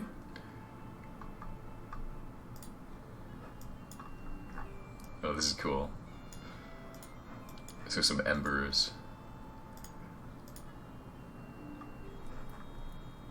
Okay, so one of the things maybe would be interesting is you enter kind of this area and then the fire goes out, right? If you imagine the fire goes out, the light goes out, and then our friend here spawns. And he fights you in the darkness. I don't know. Maybe that would be interesting. That's one of the things we could do. That would be fairly easy, because I would set the enable parent to be the opposite of this one. So when the Lich turns on, the light turns off. That's one option. Let's see what other interesting things we have. I'm going back to the Skyrim ones just to see what Skyrim effects they have. Because we can use default Skyrim effects. I could, yeah. If I wanted to have the fire change colors, I would create duplicates. So I would have like a red version and a green version, for instance, and then you would have it kind of turn one on and the other one off. And that's another option, is sort of changing the color. So it's kind of, maybe there's kind of this peaceful color going on, and then as soon as you upset the Lich, like it turns to like this red color, and you're like, oh no. And then yeah, and then maybe it kind of goes out after the Lich dies. I like that. That's a really interesting, that'd be very thematic, I feel like, because it's sort of the light is actually out now. It's, you have extinguished yet another of the ancient Aliads. That's quite cool. That's an interesting idea. So right now I'm using a green light, and it could turn to a red light. We might actually do that one. That might be the one we do.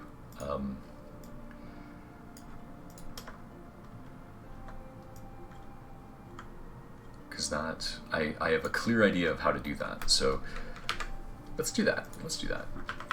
So over here on the fire, we're going to set the enable parent, and then I'm going to turn it to this one, but it's going to be the opposite. So when the Lich is not active, the light is going to be green, and it's not just going to be green, I think it's also going to be a little bit lighter. And then I'm going to change these and tone them down a bit. And then I have to do the same thing with the light. So the light, enable parent, let me see. These lights, the enable parent is going to be that marker, and it's going to be the opposite. Same thing with this one, marker, opposite. So then what I want to do is take the light, take both of these lights, and I'm going to duplicate them, and I'm just going to move them over here for now. And we're going to set up the new lights. So if I turn all these off, and then we go here, we're going to take the lights, we're going to set it there, and then set it to be the same as the parent. So these are the lights that are going to be on when the Lich is on. Cool. Okay. And these lights, we're going to make an Aliad red light, and the same thing with this one. This is a custom light, so I have to go and create a new version of it. So CYR Vanua, and we're going to duplicate that light, and we're going to make it red. Red fire. And let's bring it over to the red. Make it a little bit deeper. It's going to be saturated. Red fire. There we go. And then last, we want to make heavy 3. There we go. Perfect. Okay, so then we just want to place it in the same spot. So put it right back there. And that should just work as it is. I'm going to make this light a little bit bigger and brighter. That'd be cool. So when you walk in, everything's going to just flash. It'll turn from green to red. And yeah, I'm very curious to see what that looks like. So we're going to go right ahead and test that. Because my theory is that it's just going to work as it is. I think we've done everything we need to. But it's possible that I have messed up, and it's good to test. Because the best thing you can do when you're doing QA, when you're doing your own QA, is you prove yourself right. And you're like, oh yeah, okay, sweet, okay, it works. It works how I hoped. Okay. And the second best thing is you prove yourself wrong, because then you get an opportunity to learn.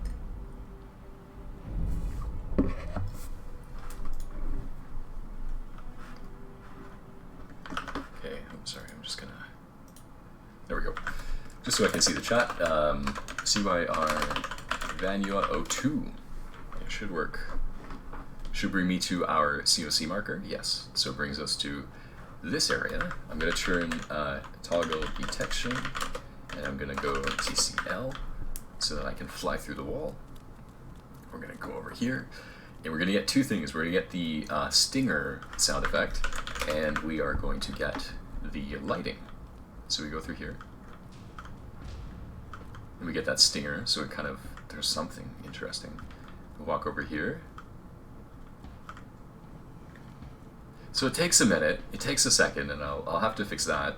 And it's not quite as saturated, and the fire is not active. So there's a few things. So I'm just gonna pause it. Oh, I gotta move away from that Lich, otherwise we're gonna listen to his breathing.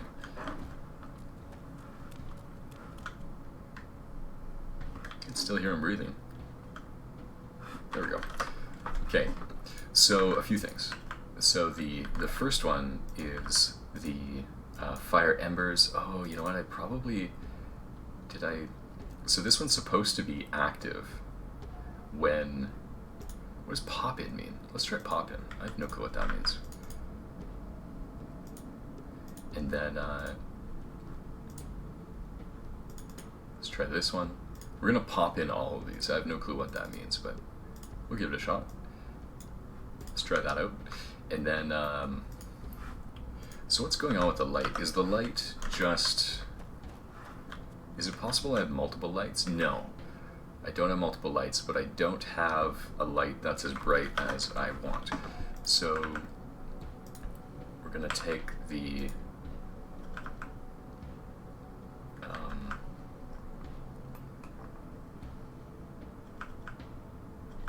yeah, I think so. This one, CYR Alien Red Light. So CYR Alien Red. Oh, you know what? I'm going to swap it because there's a red light saturated, and I think that's what I'm looking for. Okay, so let's give that a shot. See if that's any better. Changed a few things around. Mostly we're trying out that pop-in. See what that does. Because I hope it'll just like make it kind of flash.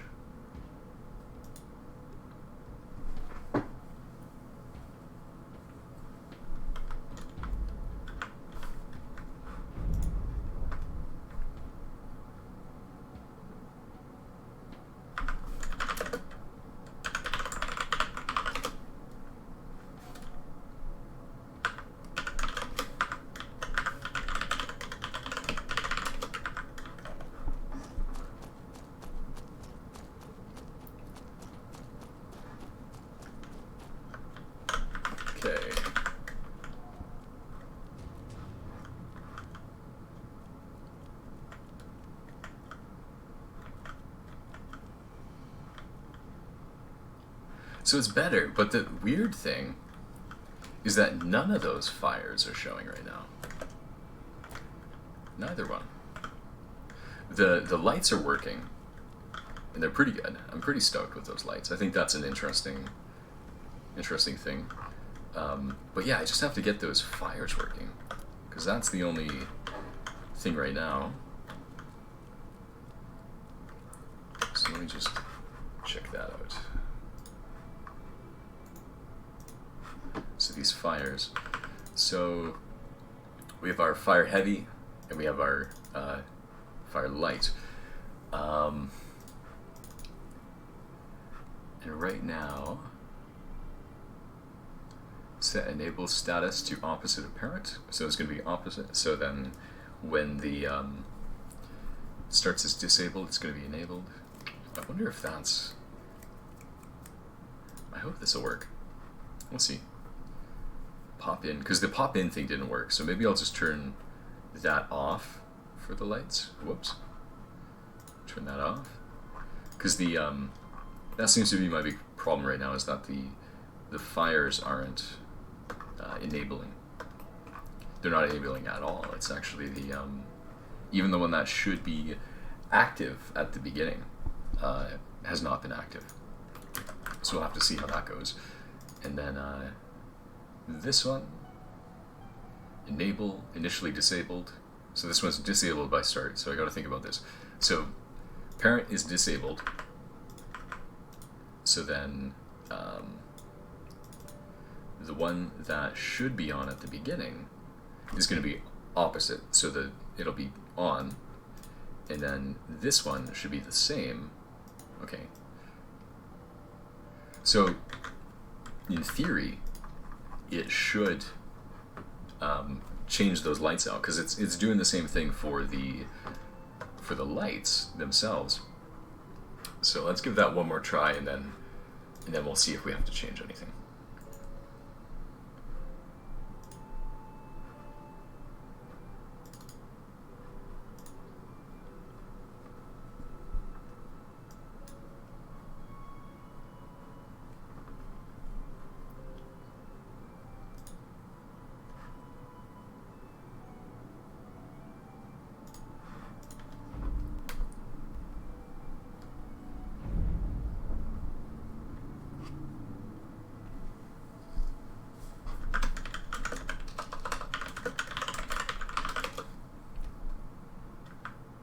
I think I might have, let me see.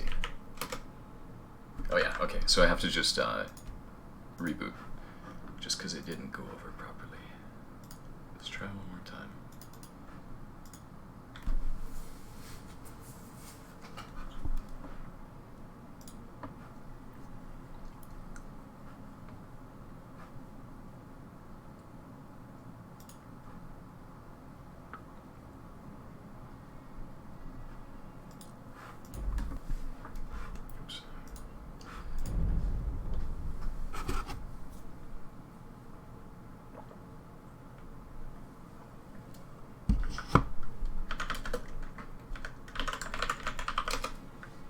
Cool, there we go. So, toggle detection, and then TCL.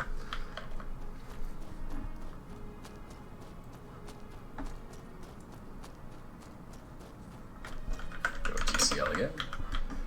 Okay. So we hear the stinger. So this is still inactive, which is really strange. So it may be that these fires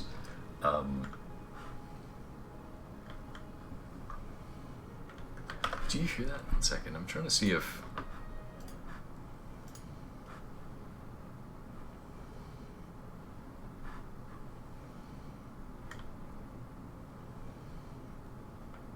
I kind of feel like I hear a fire.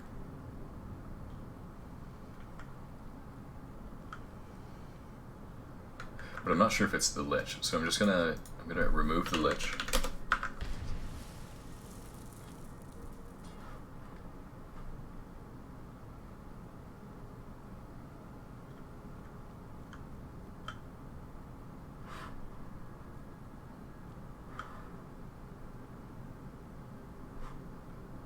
I'm not sure if it's the Lich or the fire, but I feel like I'm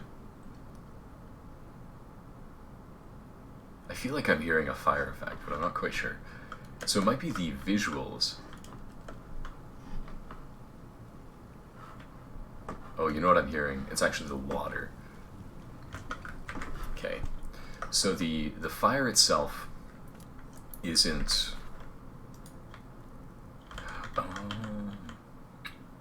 yeah, okay, so the fire itself isn't working that way.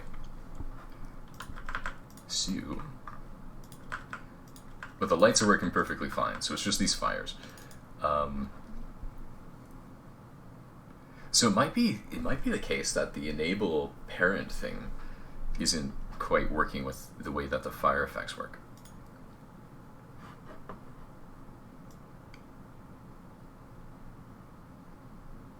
Yeah, no, it was sorry, the sound was extremely quiet. Let's see.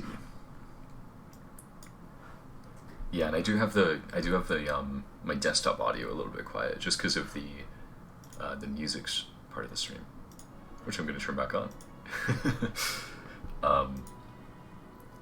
Okay, so still trying to debug this fire effect. So let me see. I'm just going to do a quick Google search, see if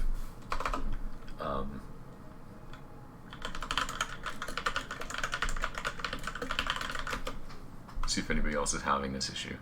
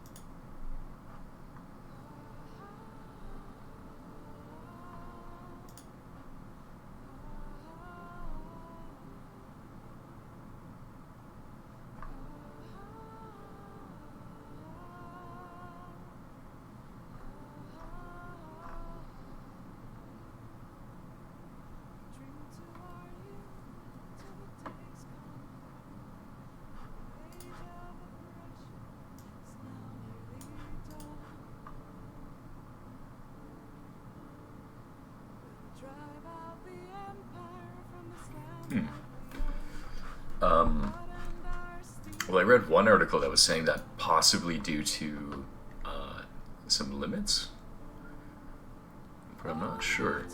So the interesting thing is the fire effects. Let me. We're gonna do some more debugging. We're gonna actually just take out the parenting of these fires. Go back to basics. So there's no parenting. And let's just make sure. We're going to go into the game. Make sure that we can see the fire.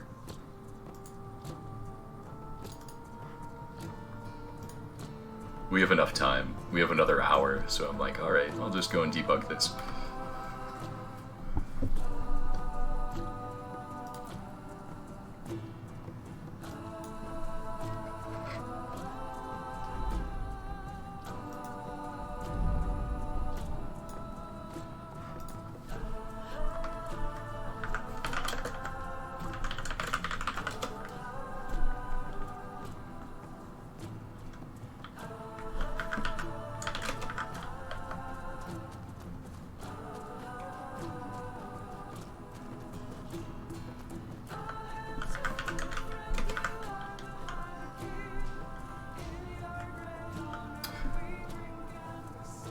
I don't see any fires. It's the fires. The fires are the problem.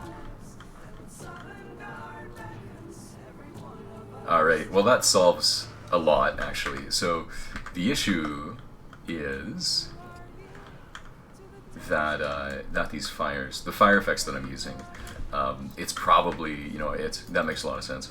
So, there's certain assets that I'm not seeing in my kit, and those are, the fires are part of them. So BSK, so these ones are, they just, what's the word for it? They just don't exist in the version that I have on my Skyrim game. It's just due to a technicality, so, anyway, so that solves a lot. I think I have a good sense for how to do this now. So the fire one, I'm just going to set it how it should be, and then once I get all of my things set up, get my new kit, get all that stuff set up, then I'll be able to see it properly. So it works, it's just that I don't see it because my kit's not set up completely. Okay. So red light turns on when it's active, that's right, and then green light is on when it's not active. Perfect.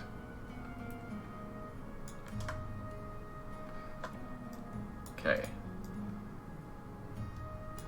So I could do that. Otherwise, expire. Let's see what other options I have here. Because sometimes it is nice to make sure it works completely. Yeah, I think we're good. Okay, cool. So, so that'll work in game when it's moved over to the most recent version. Otherwise, cool. So, what else do we have?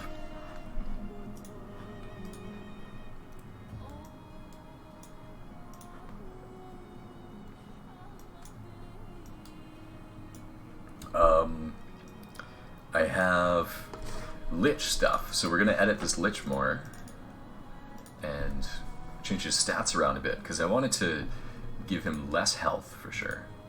So we're going to go into stats. Okay, so he has interesting stats. So he is PC level multiplier of 1, so he'll match the player's level, but his minimum level is 50. I'm going to reduce that, so he's going to be minimum level of 35, because he's not supposed to be a super powerful guy. And not only that, but Liches have a base health of 1,000, and I'm going to cut that down by 300, so his base health should be considerably lower than an average Lich.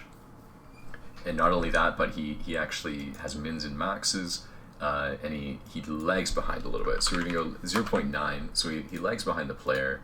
And yeah, so let's see what that does. I think that'll do it. So that gives him less health. So I've done that one. And then I also wanted to give him different spells. So, and not just that, but I think he has to have a different combat style.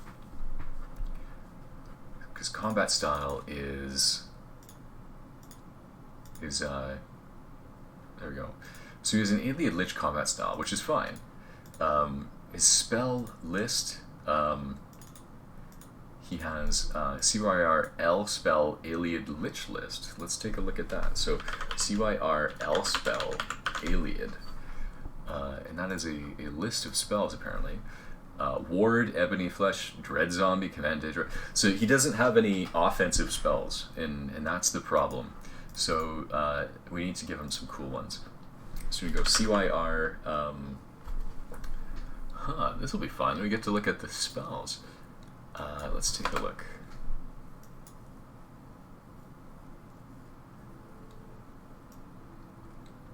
Let's go magic spells, and we're gonna have Cyrodiil spells. I like this one. We're not gonna use it, but it's called CYR Summon Nothing spell. Interesting. Icy Fireball, Frost Flames, so they're kind of mixing these effects. I like Absorb Health. He's not just going to have an Absorb Health cloak, but he's also going to have an Absorb Health spell that he can cast. I think he needs to have a Fireball. I like Icy Fireball. I'm kind of into that. Icy Fireball for a Lich spell. I think that's pretty funny. So it's going to stagger you. Intense Flames Route. Jeez. Oh my god. This is nuts. I'm not sure. Let me make sure this is what's this used by, because it might be a special spell. There's a couple people who have it. These people. It might be related to something. I might just give him a default good old Fireball spell. That's a fun one. I like the idea of Liches having like many different spells.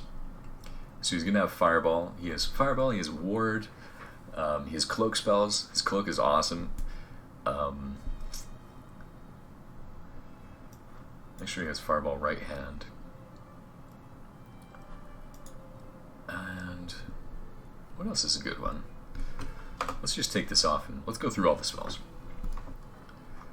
AB isn't real spells. Oh, interesting. What's in the BSK? So we have diseases in the whole Beyond Skyrim kit. Very cool.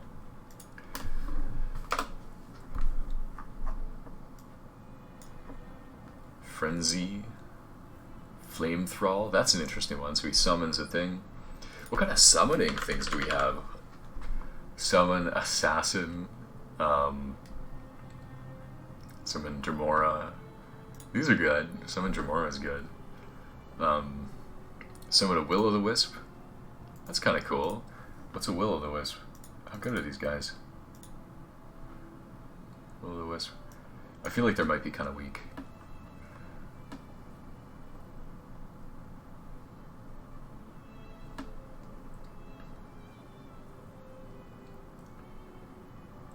So he's got Fireball, he's got Absorb Health.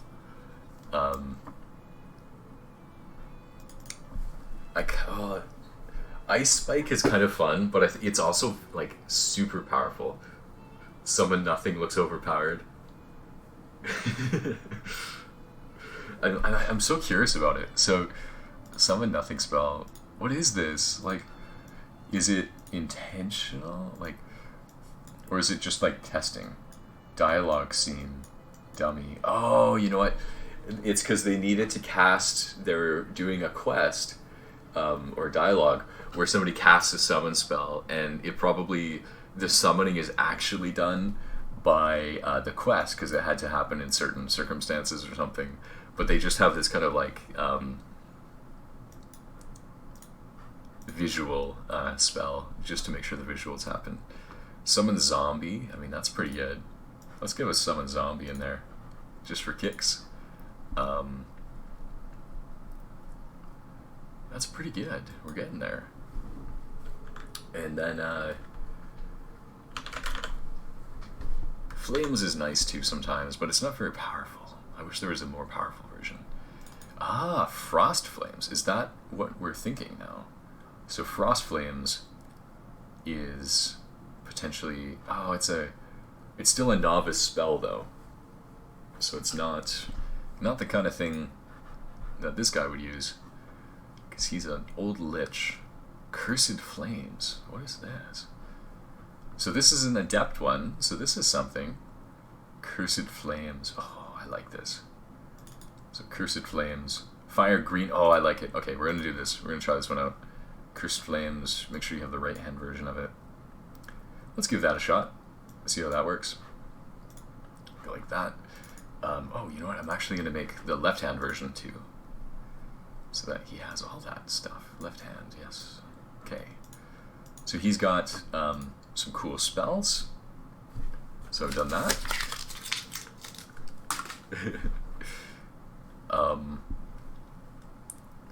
And then, okay, and then we have that. Wow, there's just one sticky note on my table now. Make Lich have cool loot. Let's do that one.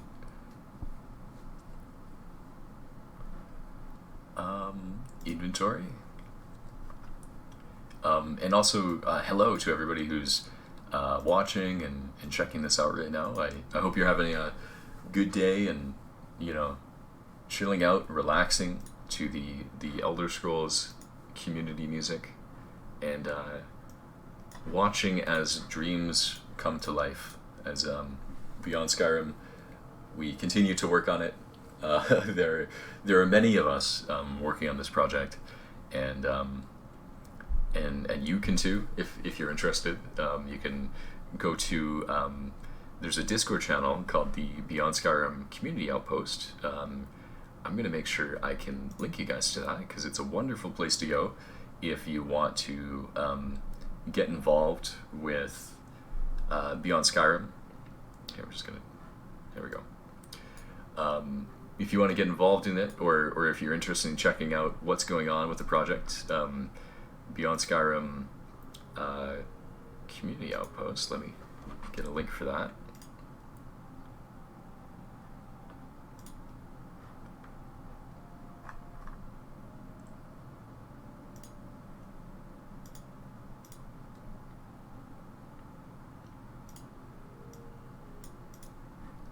So I'm going to put that into the Twitch chat. And that is a link you can use to get into the Beyond Skyrim community outpost, which is kind of where we post a lot of like screenshots and things like that.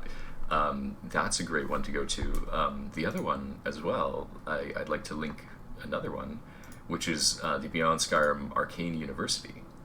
And I wonder if I can link people to this one. I might not be able to.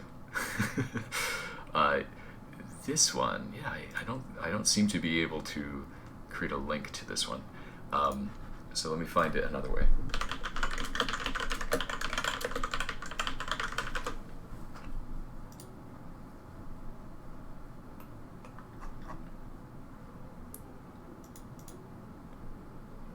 There we go.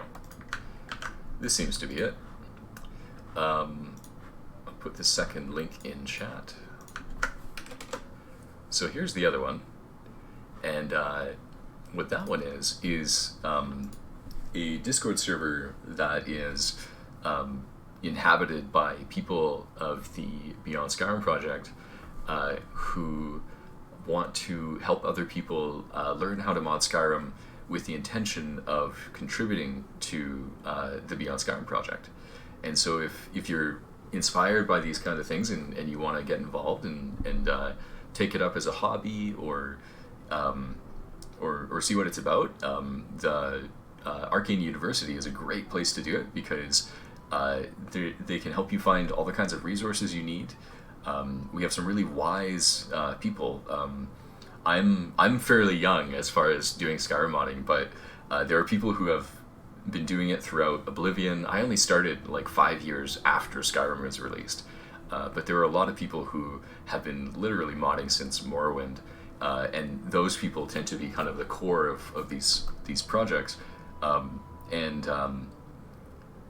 You know, they're just kind of people like me who are interested in getting more people involved in these sorts of projects because they've seen them to be really amazing. It's really cool how global this thing is. Like, there's tons of people all over. And it's a great way of learning more stuff about computers. It's a great way of learning how do you kind of collaborate, just through digital. Yeah, I think I've had a great time. Whenever I've been posting, lately I've been more kind of just working and putting my head down and trying to finish off Vanua, but there have been times when I was much more active, posting screenshots on the Discord, and getting people's feedback on what I've been working on. And I found it to be such a great experience to be able to share and chat with people who are also interested in getting this stuff done. So yeah, check those out if you'd like. Definitely, they're fantastic. Skyrim modding is a wonderful hobby, and yeah. So we wanted to give the Lich some more interesting loot, because right now he has a staff of Incinerate, which is pretty sweet, and then he also has some gold on him. I would like to add some other things, so let's see what we can add.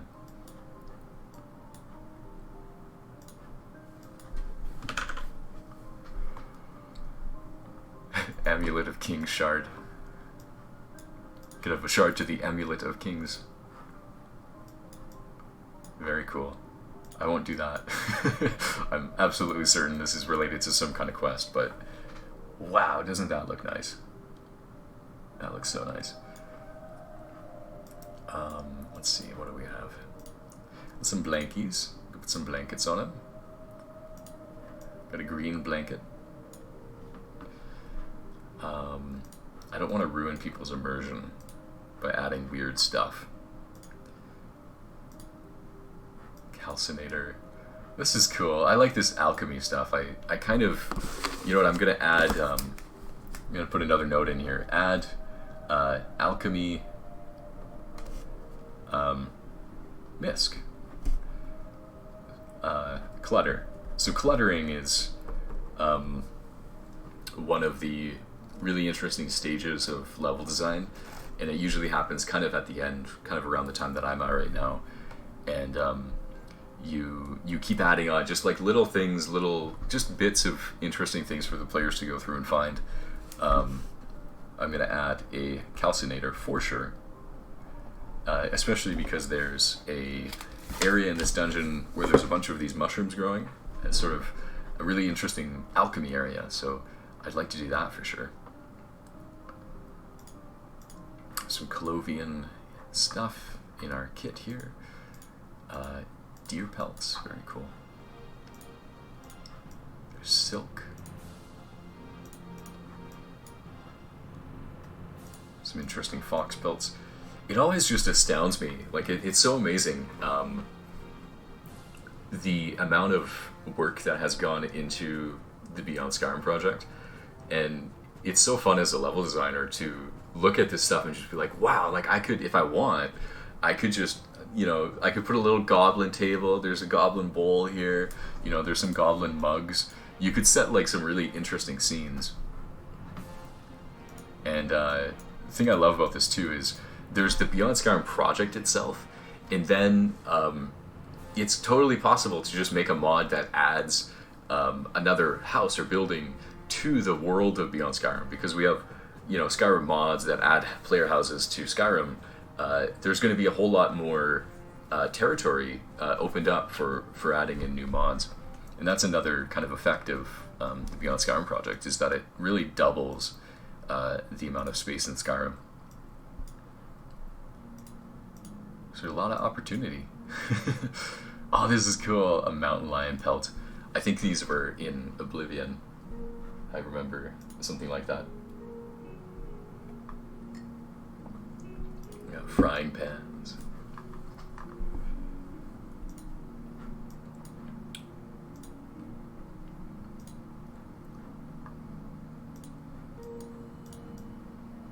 Oh, that's cool. It's kind of like a stone. I think what I would like to do is there are potions that is, I think, a Varla stone. It might be a BSK item. We have some cool items too. There's a coffee tankard. You can drink coffee in Oblivion. Or in Beyond Skyrim, Cyrodiil. I am looking for something called like a Varla stone. Where is it? Varla stone consumable. What's this used by?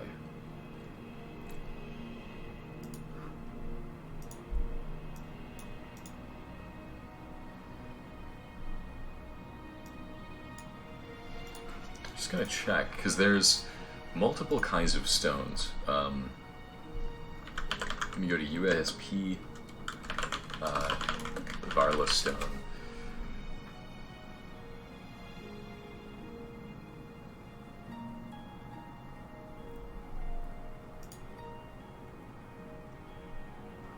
Welkin stones are the other ones.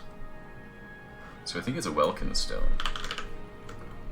Yeah, the Welkin stones are the more common ones. Varla stones do something different.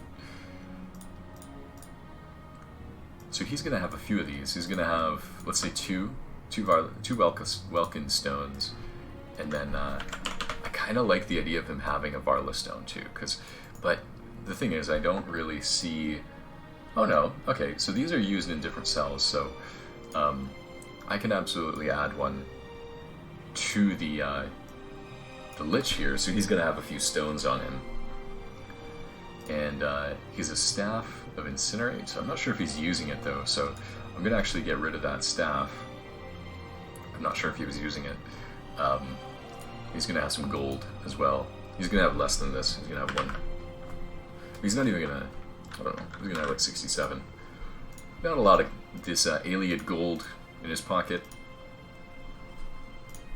And yeah, that'll be pretty good. So he has 1,267 value on him, and I think that's kind of cool. That's cool loot. Got some of that, some stones. Ampulix asking in chat, are the releases planned for special edition only at this point? I'm not sure about that. I mostly do level design stuff, and I've been a little bit disconnected from some of those kind of like release kind of related information. But I do know that there's a lot of reasons to use Special Edition as opposed to Legendary Edition. And part of that is Legendary Edition has a maximum capacity as far as computer memory. And so Legend Edition was based on a 32-bit system. Special Edition is based on a 64-bit. And so a 32-bit has a certain maximum amount of your computer memory that can be used. I think it's somewhere around 6 gigabytes or 8 gigabytes. Whereas 64-bit, I think it's unlimited. And so for a game like this, where we're adding a lot of content on top of Skyrim, so you're going to be loading the Skyrim game, and you're also going to be loading the Beyond Skyrim game at the same time. You're kind of loading two games at once. And so the memory demands are pretty high. And so it's if I would I personally don't play Legendary Edition. I haven't for a very long time, though I know that there are a lot of people who still do, and I think it's wonderful when we can make things in a way where it's compatible with Legendary Edition, but sometimes the constraints on Legendary Edition are very high because it prevents us from doing a lot of things in terms of adding new graphical models and adding things like that. And so I believe it's targeted for Special Edition. It may be possible that there will be some way to play it on Legendary, but as far as I know, we're all kind of moving over to Special Edition. The kit that I'm using right now is actually the Legendary Edition kit, and so next month when I upgrade, I'm going to be starting to use the Special Edition kit. There were a lot of constraints around using the Legendary Edition kit. For instance, we had to use something that we call the stripped ESM. And so the ESM is, there's an ESM called Skyrim.esm, and it's basically the Elder Scrolls master file for all of the Skyrim stuff. And we had to strip it down because we had to fit within the memory limits of the Legendary Edition kit. Whereas for the Special Edition kit, that's not necessary. We can have it load in a bunch of information. So I hope that helps kind of explain some of the things around kind of the differences between Legendary Edition and Special Edition. I don't know whether or not what the decision is, like whether we're still planning to release a Legendary Edition version. But I would expect if there was a Legendary Edition version, it would have to be trimmed down somewhat, because I think there were some constraints with just how Legendary Edition works.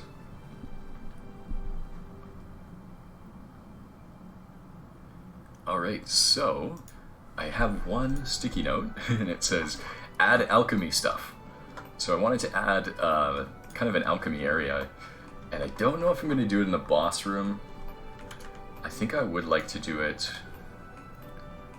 in this room back here. Yeah, you're very welcome. I try to share as much information as I can, because I've benefited so much by the kind of material that other people have provided for Skyrim modding, and it really helps all of us. The more that we all know, the better the things we can all make.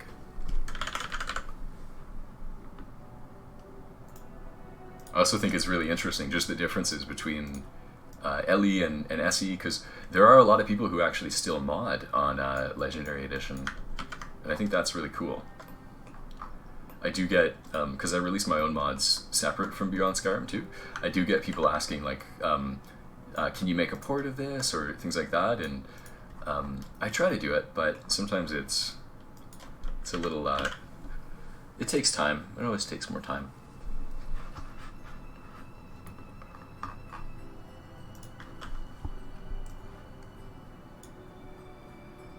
Whoa.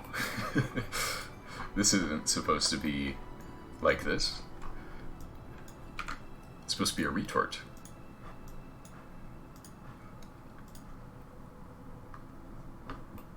Just trying to add a little bit more interesting alchemy things. Because this is this room here is meant to be the boss's alchemy room. So where this Lich guy, he goes here to work on his alchemy.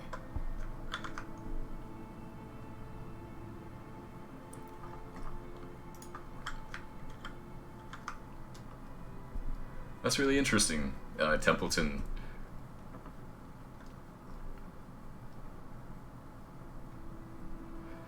It's really fascinating because I pretty much, when I started modding, I just started working in Special Edition, and part of the reason for that was because there weren't all that many Special Edition modders right when it came out, because a lot of people, they had released all of these amazing mods on Legendary Edition, because that was kind of, you know, it's the original Skyrim. It's when people first started making mods and everything.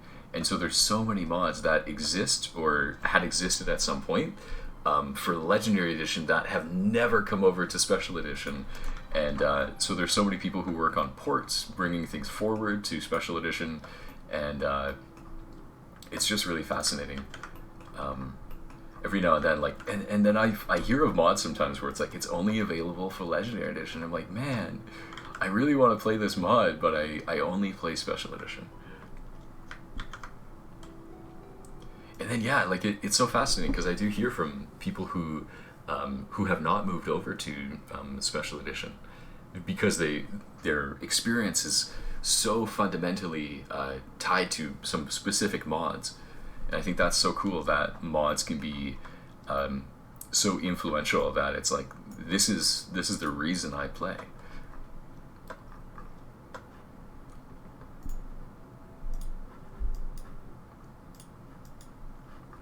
So I think I had some Ayleid pots and stuff. Oh, this is cool.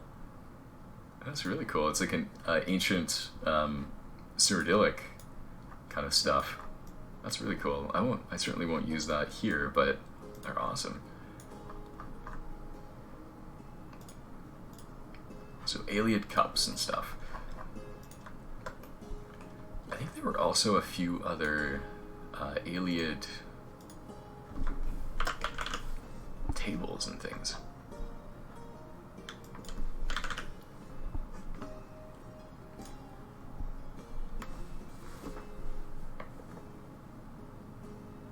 Oh, interesting. It's the last altar spellmaking in Skyrim. Yeah, it's so interesting because certain mods like that, I have heard of different kind of versions of spellmaking mods. But yeah, like it always comes down to like that difference because at the beginning of Special Edition, there was no Skyrim script extender. It didn't exist for, I think, honestly, like quite a while. And as soon as they made it, but they weren't able to put every single thing that was in the Legendary Edition version of Skyrim script extender. And so for a long time, there were many modders who were just saying like they're not going to do it on Special Edition because Skyrim script extender didn't have certain things. Well, that's amazing. That's really cool. So like a boss who's like you literally like you have to just keep fighting him. You got to get your magic up. You got to keep doing it. I think that's really cool. I love just how much content there is in Skyrim. Well, specifically Skyrim modding. I think that's just so cool because the pace of content, you know, like in any kind of normal game, the content kind of it's there. There's the cap. There's the end of it, and once you explore that content, you've reached the end. But with modding in Skyrim, we have people who are keeping on developing. They're building more content, and so it becomes unlimited. So if you take a break from Skyrim for like a year and you come back and you're like, hey, I wonder what kind of new mods are there. There's always going to be new content there to explore. Oh man, he could one-shot you. I feel like I would quick save a lot when I'm fighting that boss. we always have to get like the your movements right, and like that's really cool. So like planning out like, okay, if I'm gonna beat that boss, I need to get like, you know, a bunch of potions, you know, pretty much all my encumbrance. I gotta fill that out. I gotta max out, you know, as much as I can, just to take down that boss.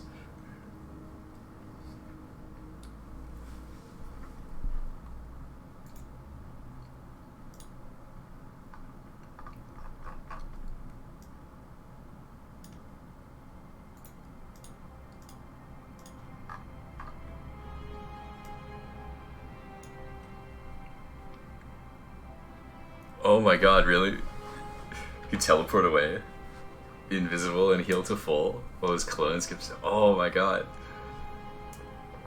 That sounds like a really fun boss fight, because, like, you just gotta be like, okay, which one's the guy? Okay, that's the one. That's really cool. I feel like that must have been super satisfying. Like, as soon as you beat it, you're just like, I did it. This is the most difficult boss, but I got it.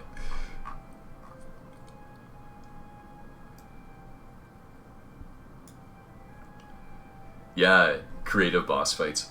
It takes a lot. I think there's certain components where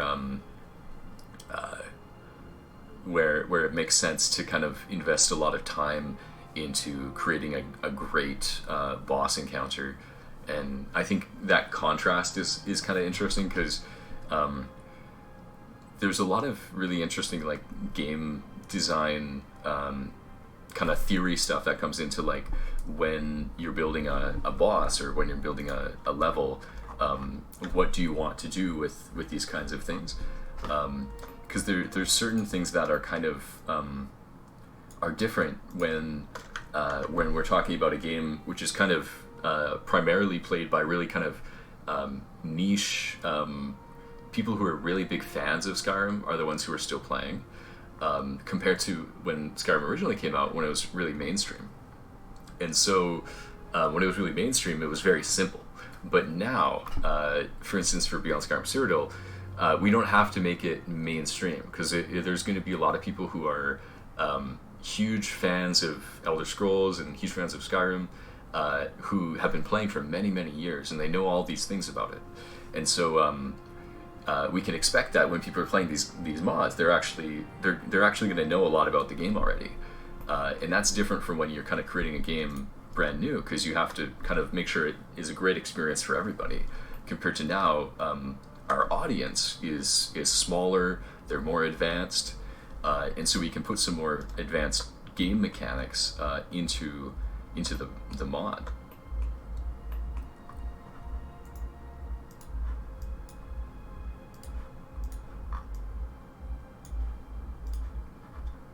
I kind of like these this light fixture here. I was thinking another thing I would like to do with this room is kind of make it cool. You know, like right now it's kind of basic, but it would be. I think I'd like to make it a little bit more interesting, because right now it kind of looks like a forgotten room. When what I want is for it to look like it's the room that this Lich does a lot of their like potion mixing and stuff. So I think we're gonna spend some time in here.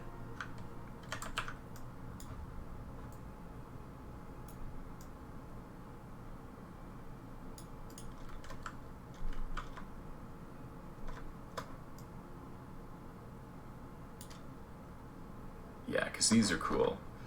And so another thing too, you can probably see this, there's some kind of visual glitches going on with the moss on the walls. The nice thing is that doesn't show up in-game. Yeah. Live, laugh, Lich.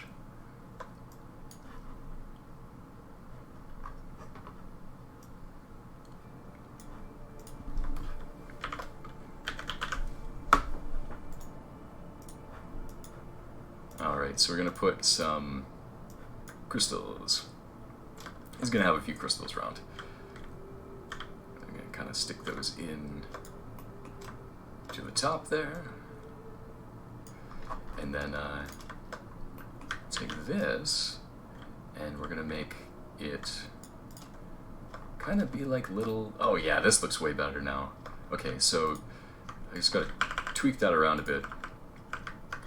make it small. So yeah, I hope you guys have been playing some cool games. I'm always into modding Skyrim, but there are some times where I'll play it and I'll play a ton. I'll play so much Skyrim, and then there's other times where I'll take a break. And I think that's the wonderful thing about having this game that is, you know, a number of years old but still very, very fun to play is.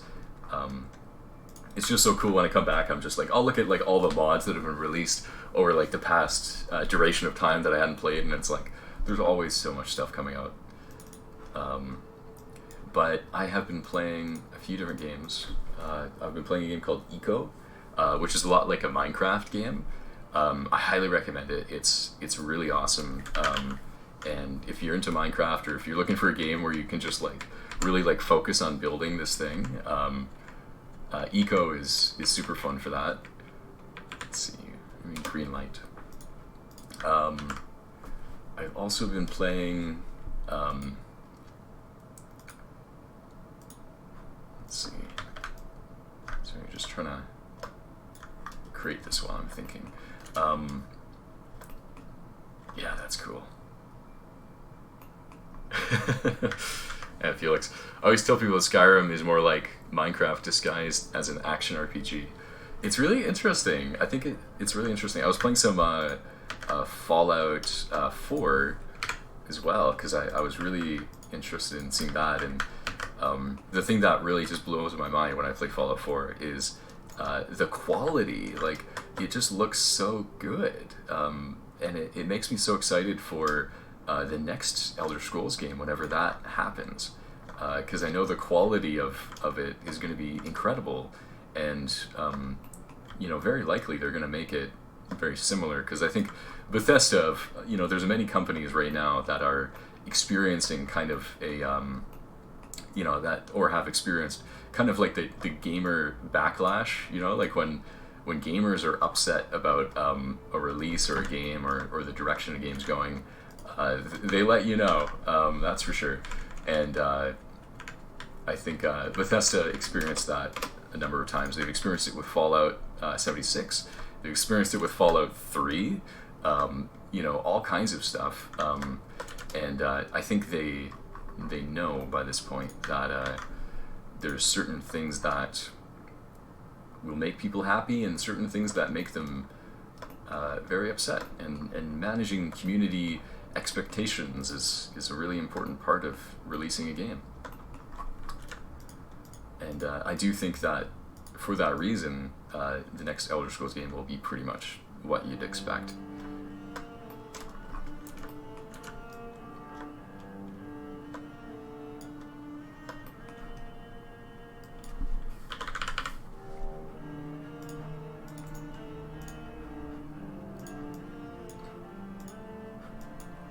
So I could put, let's see if I can find a way to do this. I would like to put a little runner here, just a little carpet, you know. But it has to be a certain way, because the tough thing about this floor is the floor is kind of bumpy. So I might need to do something about that. But this is looking better already. Got some cool lights in here. What would happen? Do we have a green light shadow? Sometimes shadow lights are just awesome. I like shadow lights. Let's put that. Make it a shadow light. Same for this one.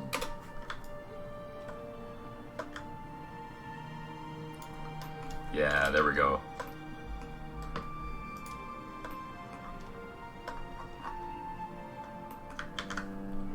And then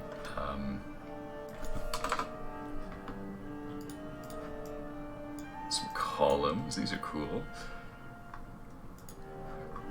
Some of my favorite Skyrim mods are the ones that really build on the sandbox play. Like one of the things, because I really like, the thing that started my real obsession with the Elder Scrolls games was Oblivion and the AI in Oblivion, which people kind of, they laugh about because of the ways that like you know, it's not quite like how people talk, but it's still kind of, you can see that they tried. But I always thought it was really fascinating, some of the things that they do in that game. Like the eating, where like you put a fruit around and then like somebody will try and eat it. I think that's awesome.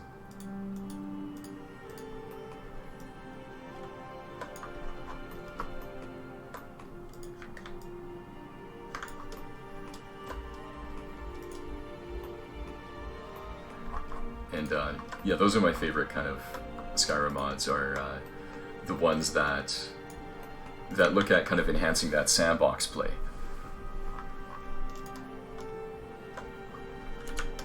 Because I think that's one thing that Minecraft, for instance, did really well, was just like, you just play it however you want, man. Like, if you want to build a cool thing, go for it. And I think Skyrim, and kind of really like any game that is similar to like Dungeons and Dragons or that kind of adventure thing, is really about building and writing your own story, and being a character in a world, and yeah.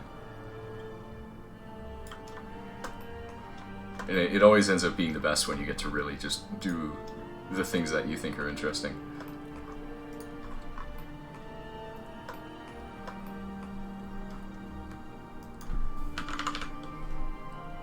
I'm gonna set the scene, put some more stuff in here.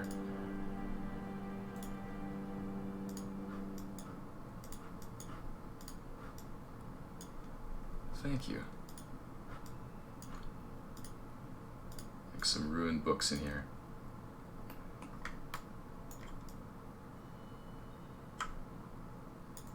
Just some old things.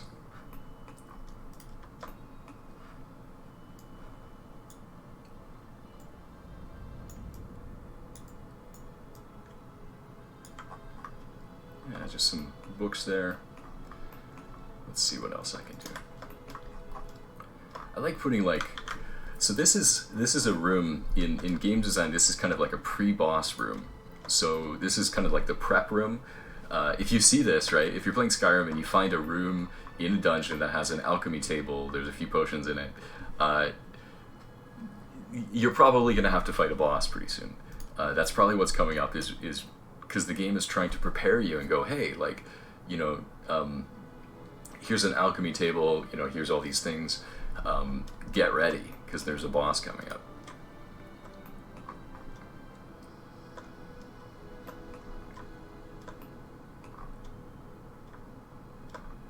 Put some more books up there.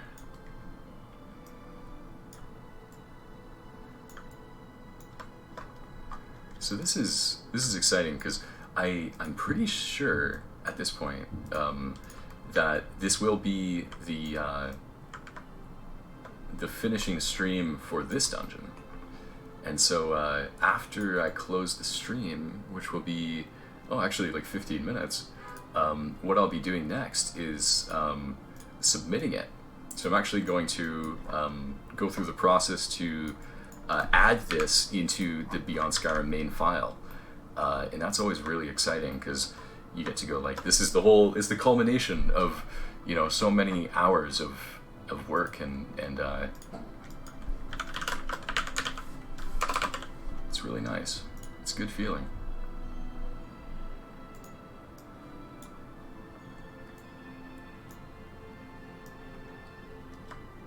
Put some vines around. I like the idea of this being a very overgrown place.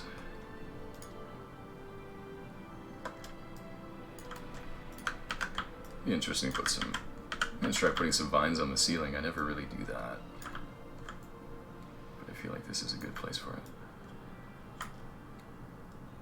Yeah, that looks nice. It helps blend it so it doesn't just kind of disappear. Yeah, that looks awesome. I'll do the same thing somewhere else too.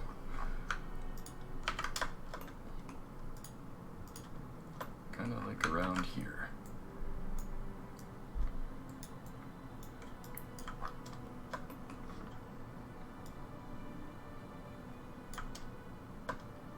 just gonna change because there's a smaller version of this. There we go, just like that.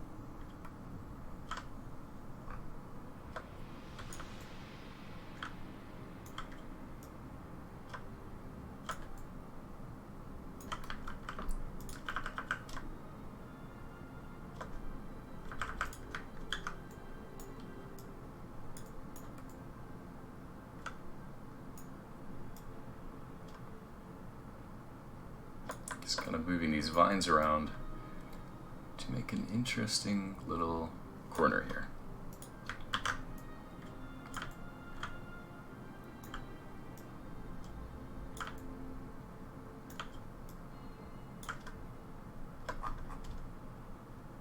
Cool, that looks good.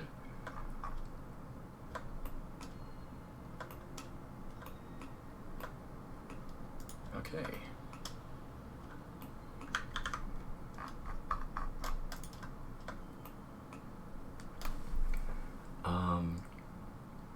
Sorry, I wasn't looking at the chat for a little bit. Roast Gorilla, thank you very much. Yeah, I'm extremely pleased with like how it's coming along as well. Hendy, yes, I figured out the issue. It was with the fire. It was only not showing in game because my kit isn't completely standard. Like it's not showing the same stuff. And so what was probably happening is there's a model that I can see in the creation kit, but I can't see it in game because my game is set to a different kit. And so I'm pretty confident that the fire thing actually works.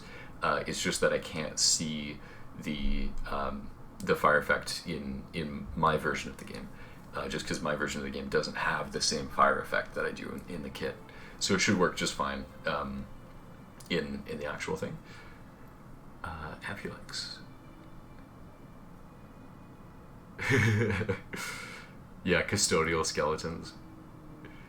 It's interesting. I always when I build like Lich stuff, I think there's an interesting thing, and I think that you see it a lot in games and stuff too. Is Liches, like, you know, when you have literally all the time in the world, what do you do? And the thing that's funny about Liches is that when you have all the time in the world, to them it just kind of makes you stop caring, where you're just like, like, you know, all these things, you know, all these vines and stuff, they will always keep coming back. They'll keep on growing, and so they end up kind of getting,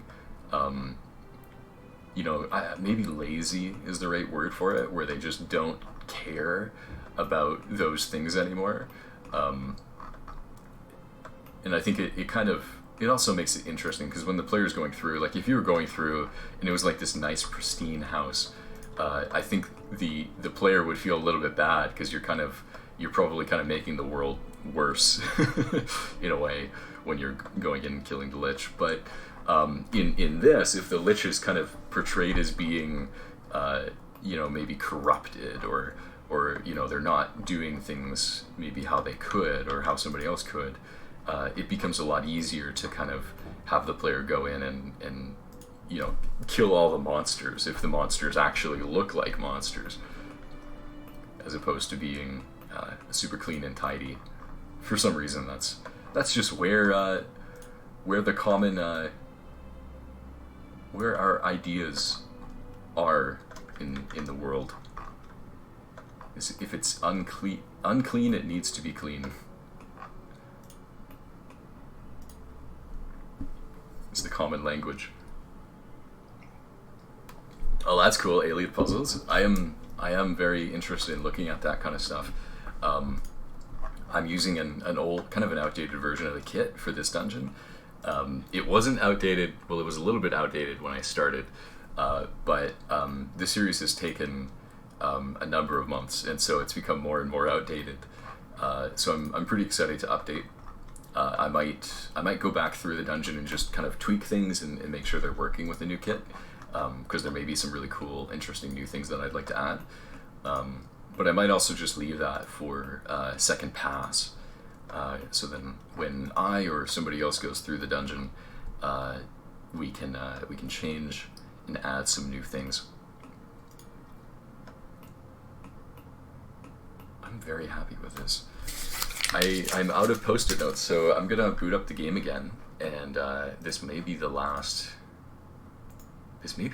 time. This may be the last time that I have to boot this dungeon before I submit it. Which is, it's a little bit sad when I think about it, because I've spent, I've actually spent over 30 hours in this dungeon specifically, which is actually a super good time. A lot of times I'll spend more than 30 hours on a dungeon. I've had dungeons where I've worked on them for 100 hours. So I'm very happy if this is going to be done in 33 hours. I think that's a record for me. I'm just gonna boot it again.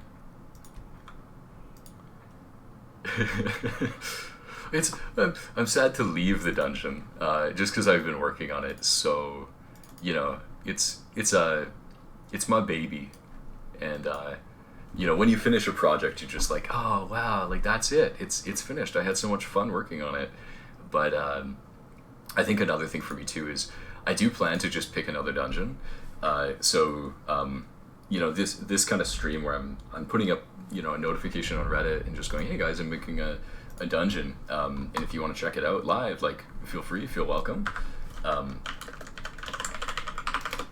It's been a fun experience for me, and I plan to just continue doing it. I'm gonna set up my kit next month, and then I'll resume streaming. So we're gonna do a full run through of the dungeon from the very beginning to the very end, and I'm not gonna turn on God mode until I absolutely need to. Oh, you know what? That's another thing. So I don't have.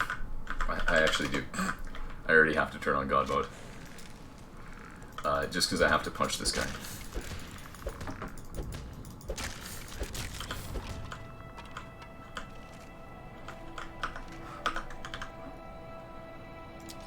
There we go. Nice. So this guy... Sorry, I'm actually just going to turn the music to the music. Pause it for a while. Why is the hand invisible? That is because I am... because I don't have my animations on my test profile. So he's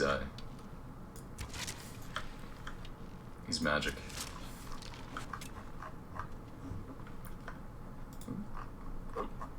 Sorry, when I'm scrolling, it's scrolling through Twitch chat, and there we go. Sorry guys, I just had to alt tab out. There we go. Oh, I like these skeletons. I like the loot these skeletons have.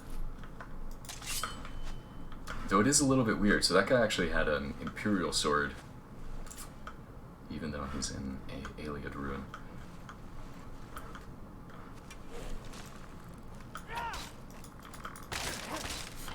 What do you have? You also have an Ancient Imperial bow. I think that might just be how the loot lists are set up right now. It's like under a certain level.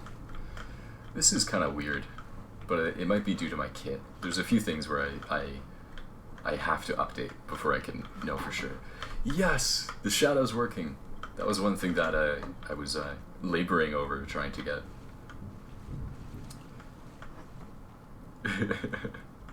He's standing there menacingly.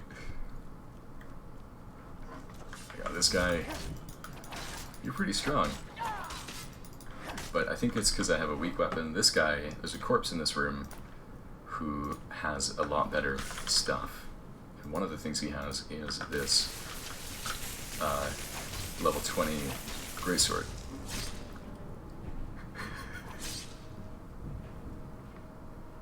I love it.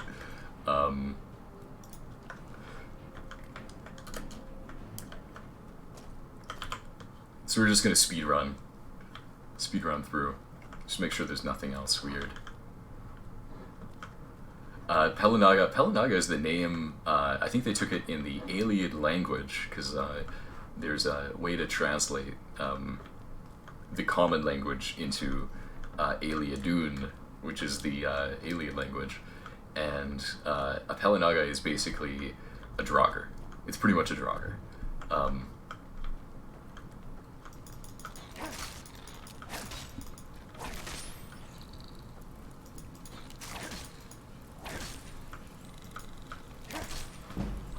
Mud Crab Dungeon. Cool. So then you get this room, which is an interesting one.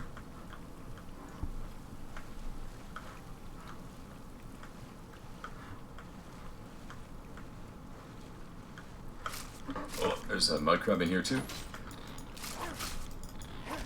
This ambush mud crab, because I think when he's idle, he kind of like sinks down under the water, and it's just deep enough that you can't see him.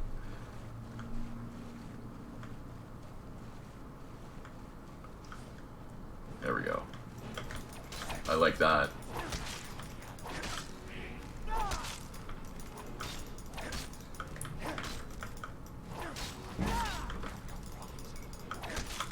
I think there's something in Skyrim, you know, you always get like,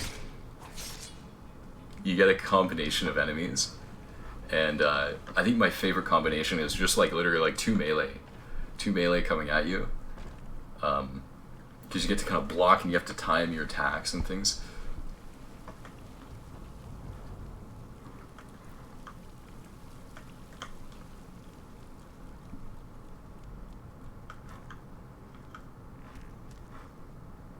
You guys are kind of weird. You guys okay?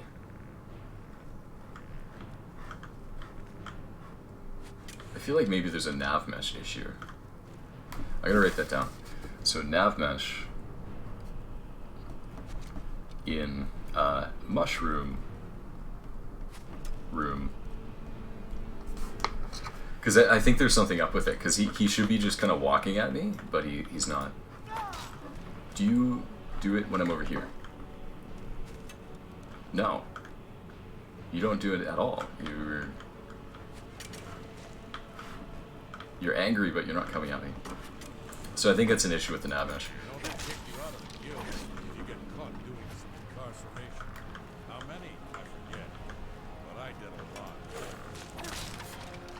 Thank you for following, by the way.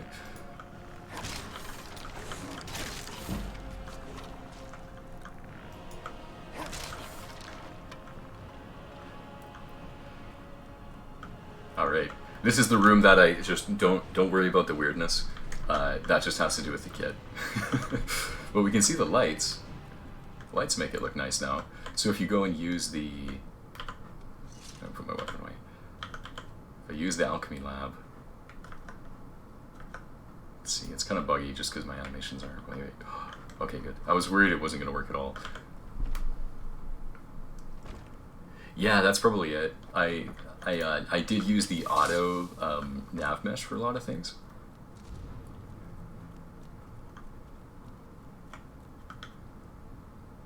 So this room, there we go. Oh, now he has spells. What are you doing? Cast something angry at me. There we go. I love it. Oh man, he's double fireball. He has one in each hand. He's just going for it. Yeah, this is... If I turned off God mode, I would die. Because my guy's a poor level 1. Little level 1 player. And then he has a little bit less health. Which is good. He's still gonna be tough, but he's like not the toughest Lich. I don't know if I'm gonna... We're leveling up. Alright. So you get the idea. We're just gonna console kill him.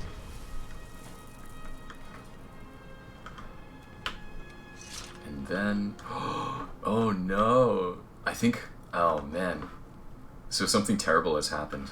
I'll have to think of a way to fix that. So there's a helmet. Sorry, I'm just gonna clear my throat. That's kind of. So there's a helmet in that room. I gotta fix this. I gotta fix a few things before I turn off the stream, even though it's just over 3 hours. There's a helmet that sits right here, and the thing is, when he uses these fireballs, the helmet itself goes flying. It goes, seriously, it goes flying.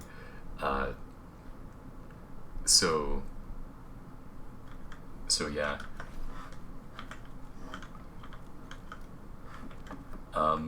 So then, yeah, so I'm happy that he has these stones now too, because that was a big thing.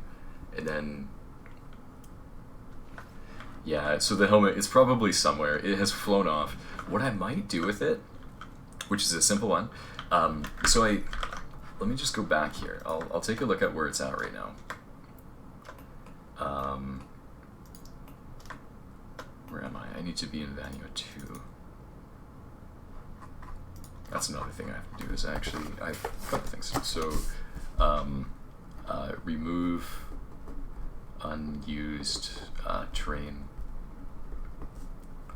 in cells. So that's another one. That's just because when I duplicated out the cells, I kind of copied, like I have, for instance, these things, I can delete stuff like that at this stage, because I kind of create a palette for myself where I have a bunch of different things. And then what was the other one? So the helmet. So let's take a look at the helmet right now. Fix helmet flying, because it goes flying off. So let's see what that is. Sorry, just turn the music back on. This one's a little bit noisy. Turn it down a bit. There we go. So, helmet. Let's take a look at it. So here's the helmet. Right now, so don't havoc settle. Maybe that'll do it. So I'll try that. And then we'll try that. And then I had another issue with this room. And then over here, the nav mesh was weird. Is there no nav mesh? Is that what the issue?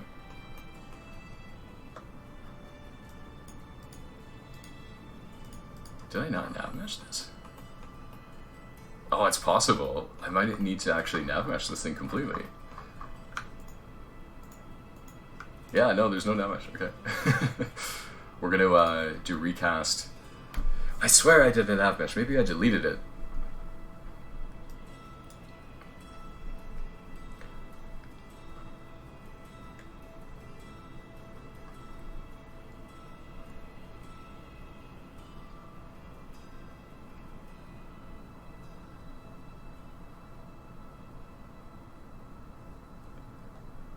Yeah, I'm pretty sure I did, but I'm not seeing the nav meshing here, so it's possible it got deleted or something. But yeah, like, cause the dude was not nav meshing, so it must be gone. Let's see. The other thing that's possible is I might have had this room in one of my other rooms and I nav meshed it in the other room, but I'm not sure. We'll take a look. Whoa.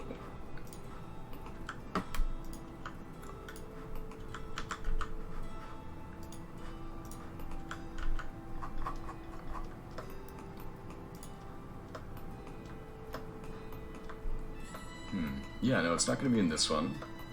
Maybe Vanua 1. Yeah, I was hoping to have finished all my nav meshing, but apparently, oops, wrong one. Apparently there was one room I might have missed. Either I missed it or I deleted it accidentally.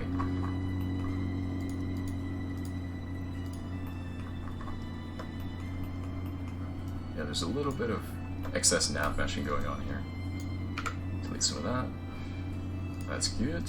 And then I think this here is able to be removed.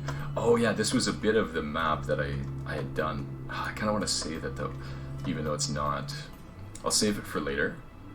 And then let's go to Vanua 2. So there's nothing extra in here. And then let's go to Vanua 3.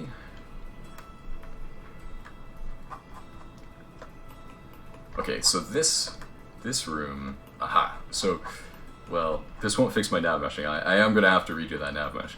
But I do have some excess stuff here, so I can delete anything that's not part of that. So this is scary. I hate deleting stuff. Deleting stuff is scary because you always want to make sure you're deleting the right stuff. But I know for sure it's not this one.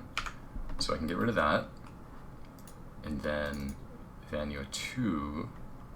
Okay, so let me check. So Vanua 1 is the entry. So when you enter in, you go there. And then Vanua 2 is right here. So it's kind of this water area. And then Vanua 3 is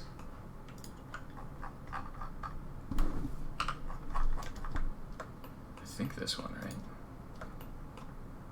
No, this is an area I can delete. Vanua 3 is this one. Yes. Okay. So I can delete this. There we go.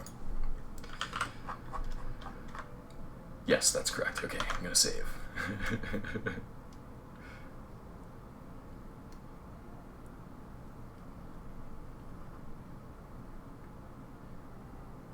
It's just saving a lot of changes, I think.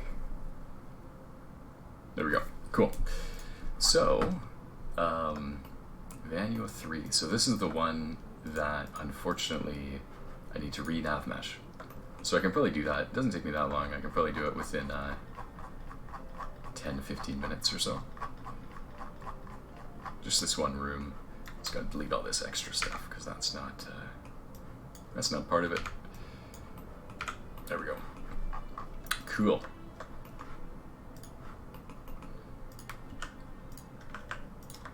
All right. Yeah, I definitely did nav mesh this once before, but unfortunately. Kick you out of the guild if you get caught doing some incarceration. How many? I forget. But I did a lot. Thank you. I always love to hear those voice lines.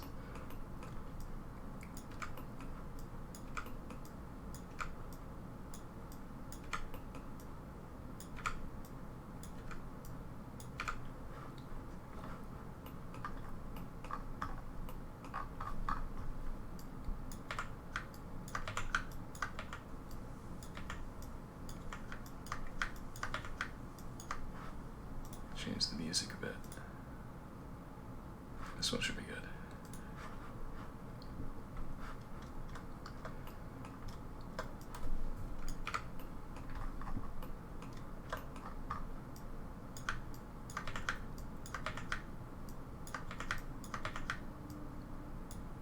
I normally, when I nav mesh, I heavily rely on the automatic nav mesh generation.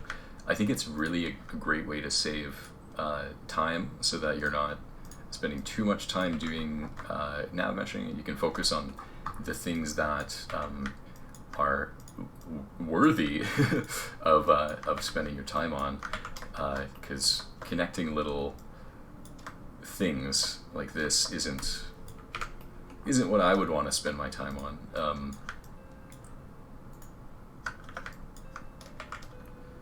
You don't, oh my god.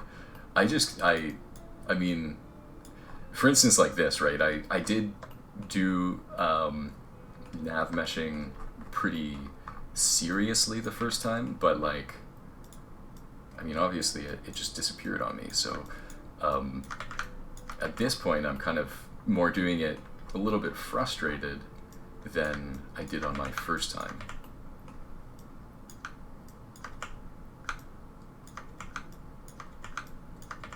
I'm sure Roast Gorilla is looking at this and getting upset at the way some of these nav meshes look, because this is not anywhere near what you would look like if you had done it manually. It would look very nice and clean, but this, it works just fine.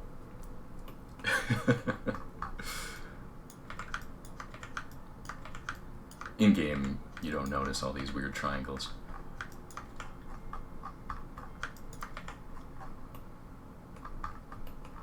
The thing I do care about with nav meshing is just making sure that there's enough space so that when the player's walking around, they actually do get to...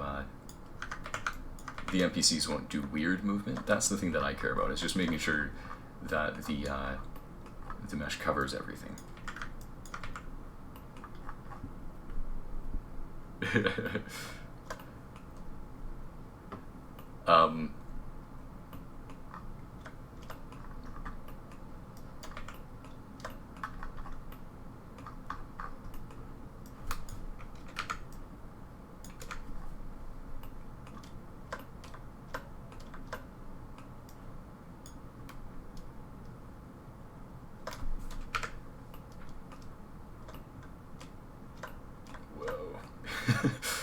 Yeah, sorry for the camera angles. I'm sure they're pretty weird, flying around this weird room. Ugh.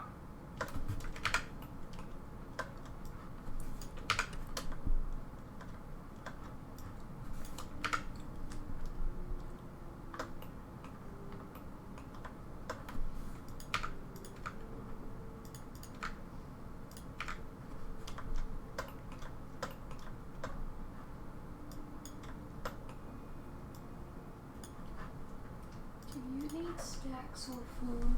No, I'm good. Thanks, so. Okay. Can you pass me the jelly bean bag? I'm Yeah. just in my pajamas, so I don't want to be on camera. Thanks, sweetie. Yep.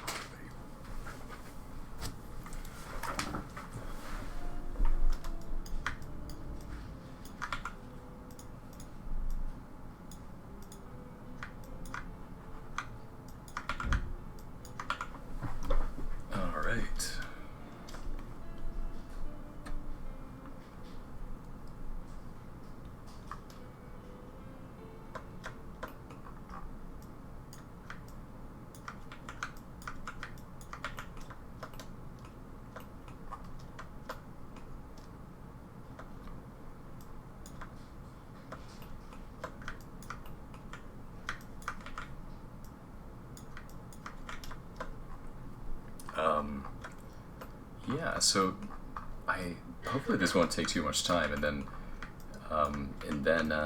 what else did I want to do? There's just a few other things, and then hopefully I can submit this, because that's my goal. That's my goal this stream, is finish it off, because the next stream I do definitely want to do a different dungeon. So we're gonna keep the stream going until it's all finished. At least until I can submit the first pass. It doesn't need to be perfect at a first pass, but it just needs to be good enough so that you wouldn't need to do anything else. This is interesting. This piece doesn't need to be here. It's not even visible. Same thing with that one. There's a few pieces here that are kind of underneath. I feel like they just kind of got copied, and then I didn't get the chance to clear them up. And there's a bunch of stuff. That's weird. The things you find where you're just like, I don't remember putting that there.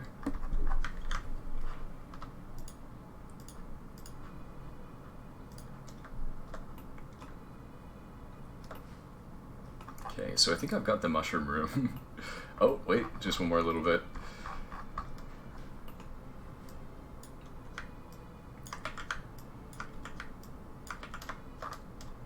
It's almost done.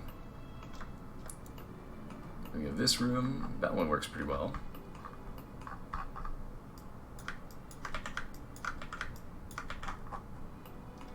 And then I've got to connect this. hopefully, at least the nav mesh won't be the reason why followers won't work, because it is an underwater dungeon, and so there's a good chance that followers just won't go into it because they don't really swim. But we'll see. We'll see if it works.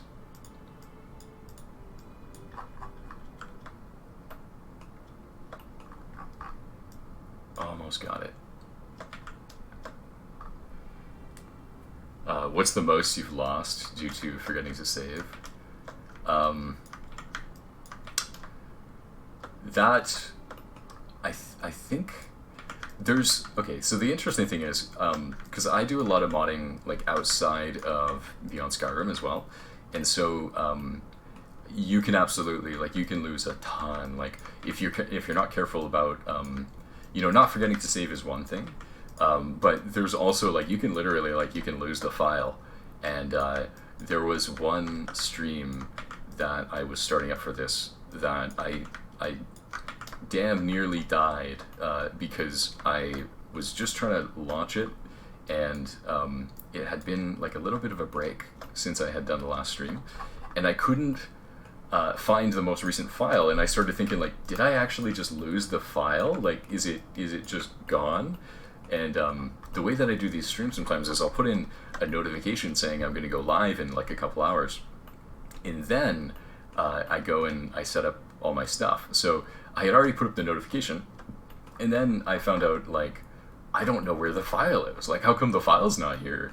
Did I lose it? And I found a file, but it was an older version, and so I started thinking I might have actually just literally lost months of progress because I don't know where the most recent file is. And so not saving is one thing. You can lose, when you don't save a file, you can lose a few hours of progress, usually however long you've had your computer on for. But if you lose a file, you can actually lose months of progress, and that is terrifying.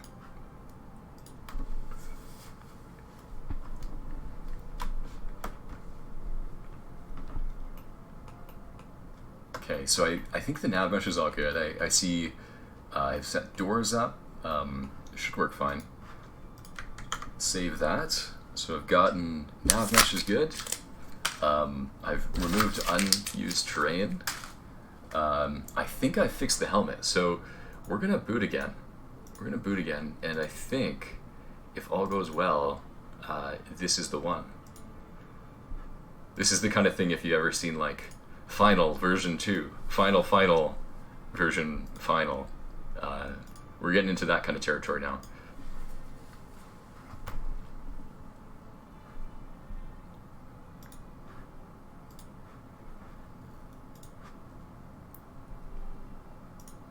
All right.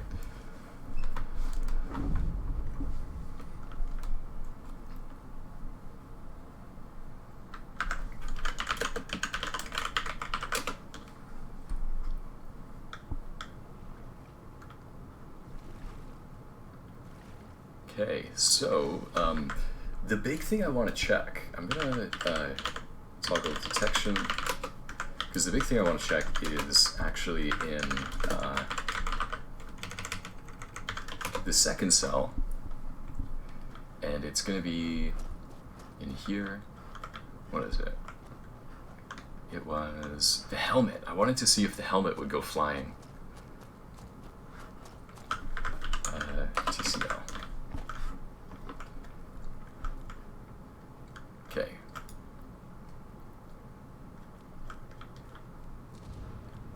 So we got the sting. We got the spawn. Then I'm going to turn on God mode, and I'm going to turn on detection, so that he should get angry at me. Yep. Okay, now shoot at me. I want to see if this helmet goes flying.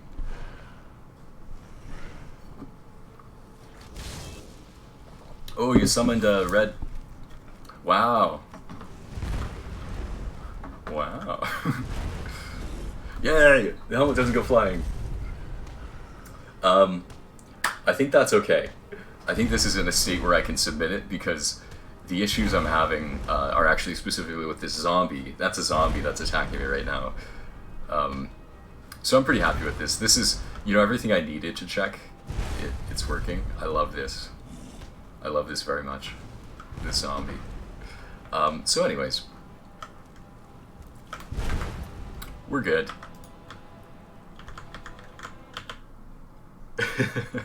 It's just because I have an outdated kit locally. So, yeah. So there we go. Oh my god. That's amazing. So, wow. So, it is in a state. Let me show you all my. Sorry, this might get noisy. Don't worry about troubleshooting my kit. I can troubleshoot it. Let me show you all of my post-it notes. Many post-it notes. Many of them that we've gone through today. We've gotten a lot of work done. It is nearly finished. Basically, what I need to do now is I take my ESP, I submit it through Git, and yeah, I get the post-it note crinkling ASMR. So I'm going to submit it through Git, and then it goes forward from there. We pretty much, people in the team will test it. They will find any issues that need to be kind of fixed, and then either I or somebody else goes through and you know, changes and gets it into a form that really makes the project as a whole look really good. And then yeah, so yeah, we're just gonna kind of wrap up the stream, I guess. So this is essentially the first season of these kind of Beyond Skyrim level design streams that I've been doing, and this is pretty much, you know, what I like to do. It was a lot of fun to do this, and I'm very grateful for the people who have commented or anything, either on the YouTube videos or on the Twitch. That means a lot. It really, you know, this is a project that we don't get paid for, and so it's really just a hobby. We do it because we really enjoy making these things, and you know, we've played these games and we've had a great time, and we want to expand that out for other people as well. And so really the only thanks we ever really ask for is just for people to play it, people who enjoy it, and once Beyond Skyrim itself comes out, I hope you enjoy it. I hope you play it. I hope it brings you back into this world of Skyrim, which is created by hundreds of people who also enjoy the game. So yeah, I'm excited. So I'm gonna, yeah, I'll be turning the stream off, and then I'll just do the last. Hopefully, it won't take me more than half an hour to get it submitted onto the GitHub we use. And yeah, so thanks again to everybody. It was a blast. You can expect another one next month when I have my kit set up, and we'll pick another dungeon. We'll work our way through that, and we'll get to start at the very beginning. We'll be placing it individual tile by tile. I'll be doing the thing where I Alt-Tab over to the actual Oblivion, not Skyrim, but Oblivion, to see what the dungeon looks like, and we'll be recreating that dungeon. So yeah, I hope you enjoy. If this is one of the first episodes you've seen, I encourage you to go and check out the YouTube channel that I run as well, because that has all the previous ones, and they're pretty good. They get better towards the end because I get more experience. But yeah, definitely check it out if this was good for you and you enjoyed it.